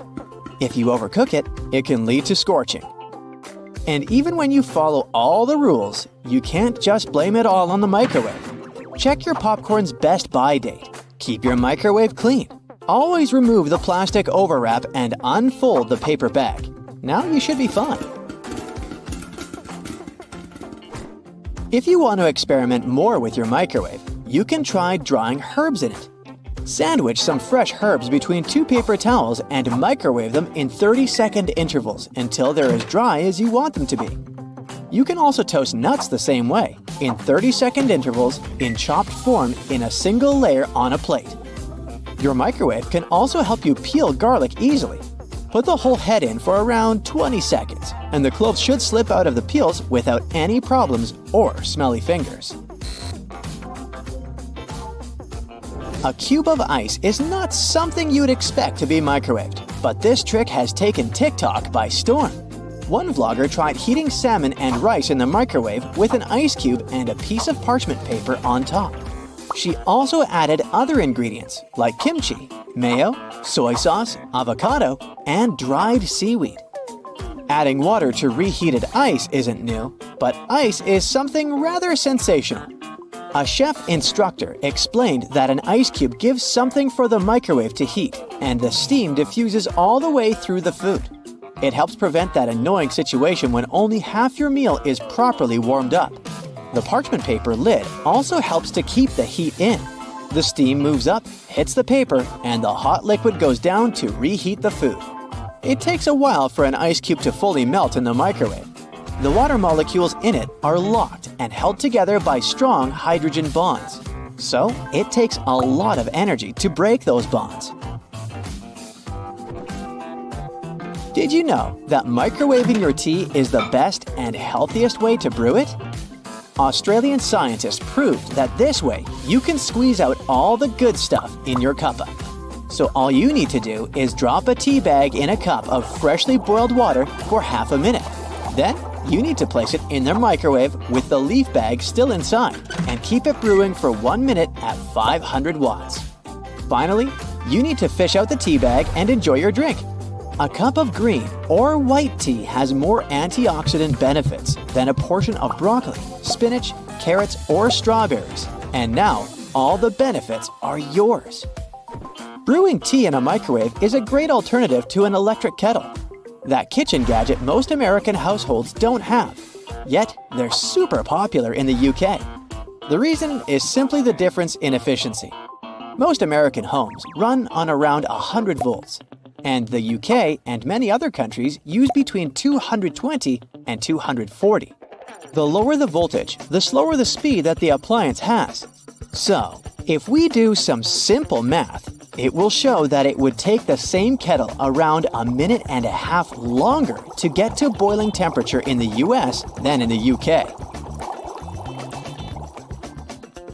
The microwave oven that made the lives of so many people easier was invented by accident in the 1940s. Its creator, Percy Spencer, was trying to design a more efficient and effective way to mass-produce radar magnetrons. It's a kind of electric whistle that creates vibrating electromagnetic waves. Spencer was testing one of his magnetrons when he put his hand in his pocket to have a snack. The peanut cluster bar he had inside had melted and turned into a gooey mess. So he couldn't enjoy his snack, but he realized that something unusual had just happened. Spencer ran another test with the magnetron, this time on an egg under a tube. The egg blew up just moments later. The following day, he popped corn kernels with the new invention. And that's how the first prototype of the microwave was born. It's one of the several inventions from the 40s we still use and love today. The official birth of the mobile phone concept is 1947. It wasn't a flip phone that everyone secretly had in their pockets. Back then, AT&T proposed to the Federal Communications Commission to dish out a ton of radio spectrum frequencies to make the dream of widespread mobile telephone service a reality. Bell Laboratories introduced the idea of cellular communications the same year. The FCC didn't support the idea and limited the number of frequencies to 23 phone conversations possible at the same time in the same service area. The first call on a portable cell phone was only made in 1973. It was a prototype weighing 28 ounces.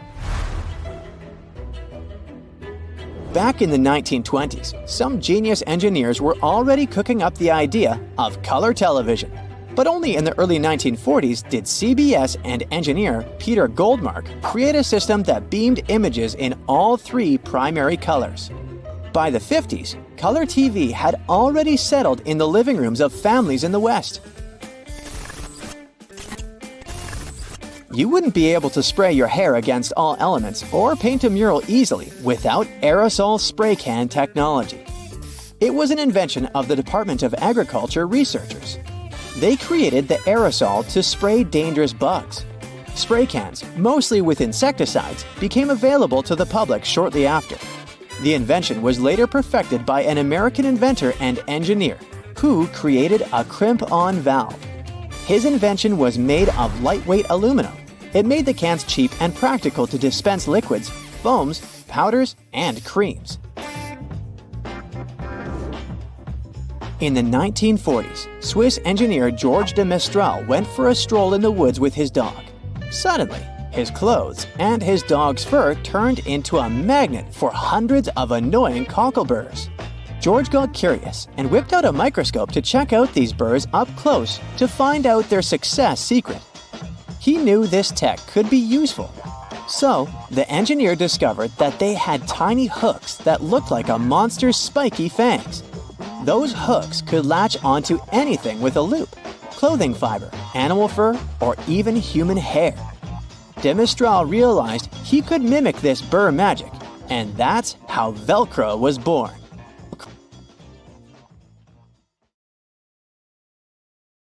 So, grocery carts have loops for a reason. You don't want to put your jacket in your cart next to a bunch of potatoes and onions, do you? Hang it on the loop instead. It's there to help you organize your cart better.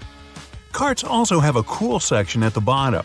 Whenever your cart's full, just lift it up and attach a shopping basket for extra purchases. Lift up the whole metal thing, sit your basket on the horizontal bar above the wheels, and secure it with those handy hooks. If you've got some pesky parsley stuck in your teeth, try this tip. It can be hard to get it all out with loose floss. You need more tension. Just tie it in a knot. Toothpaste stripes may seem a bit weird. It's just a marketing trick. Back in the 70s, a leading toothpaste brand added a blue stripe to show that their toothpaste had double action. Solid white toothpaste worked just as well. But those blue bristles on your toothbrush actually make sense. They gradually lose their color over time. When the blue's faded, it's time to change your toothbrush. Ever notice that tiny hole on the bottom of a padlock? Its hidden purpose is to drain water out, to keep it from rusting. It's also the place to lubricate a padlock. A drop of oil in there will make it open and close way easier.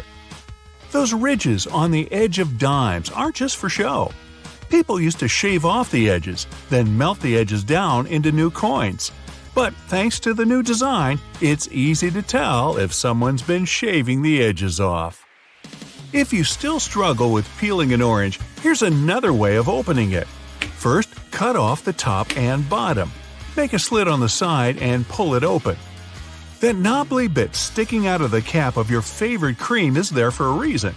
These tubes are usually sealed with foil, so unless you love breaking your nails trying to open them, just flip the cap over and push. The tiny rubber disc under every bottle cap isn't just for seeing if you want a lifetime supply of soda. It's what keeps your drink all nice and bubbly. The lid keeps the liquid inside. The rubber disc keeps the gas inside. Until you drink it. If you use the blue side of your eraser to erase pen, your notebooks are probably all full of holes. The blue side's there for when you need to erase something on much thicker paper. It works on pencil and even ink, as long as the paper's thick enough. Your bobby pins might not stay in place if the grooves aren't facing the right way. They should always be on the bottom, close to your head. Still coming loose? Put a squeeze of hairspray right onto the bobby pin before you put it in your hair. Many glass bottles usually have some sort of indent at the bottom. It's handy if you want to be fancy. Put your thumb in the indent and pour away. The technical name for this little dude is a punt. Those sugar sticks at your local coffee stand are ready to be opened in a new and easier way. Look how happy they are. Try splitting it right down the middle. No more sugar on your fingers, no more tiny little paper bit, even your coffee's happier. Your Cotton Rounds pack has those strings on it so you can hang it on a handy hook in the bathroom. But there's no need to loosen and tighten back up again every time. Check out the bottom of the pack. It has a perforated line. Tear it open carefully and you're good to go. Doorknobs are usually made of brass, bronze, or some other copper alloy. Why? They're antibacterial, so they stop microbes from spreading. Just a couple of hours and the pesky microbes are gone. But don't forget to wash your hands anyway. Bottles have long necks for a reason. Hold the neck, not the bottle, if you want to enjoy a cold drink. 2 zips too much? Maybe, but they come in handy as a clever anti-theft device. Just lock them together. Now no one can open your backpack. Don't have a lock on you? You can also tie them together with some string or even just a paper clip. Anything to slow those pickpockets down. That tiny little button on the back of a shirt collar is used to hold your tie in place. You don't want your tie trying to escape back there. Shoe manufacturers care about their customers. So most running shoes now have a special anti-blister system pre-installed. Sounds intense, but it's basically just that extra hole on top of your sneakers. Make a loop with the extra hole, inserting the lace backwards. Cross your laces and put them through the loops. Now pull the laces down to lock your foot in place. Now run! You'll find silica gel packets when you buy bags, shoes, even some snacks. Don't throw them away. They soak up excess moisture, so anytime your shoes are a bit damp, chuck a few gel packets in there overnight. You might have been using your shampoo wrong this whole time. Really? Here's the gist. Don't apply it to your hair. Just apply it to the roots. The foam you create will trickle down on your hair anyway. Notebook margins aren't for taking extra notes or practicing emojis. They were invented to protect people's work. People used to live with a lot of hungry rats around. The rats would nibble at the paper, eating people's work. They put the margin lines there to let people know to start their writing further from the edge, so it's not lost to a hungry rodent. Solo cups are the key element for any barbecue party. But these red cups are even cooler than you thought. You can use them to measure liquids. The bottom line equals 1 ounce, the second line equals 5 ounces, and the third line equals 12 ounces. If you like milk on your tea, try this tip out next time.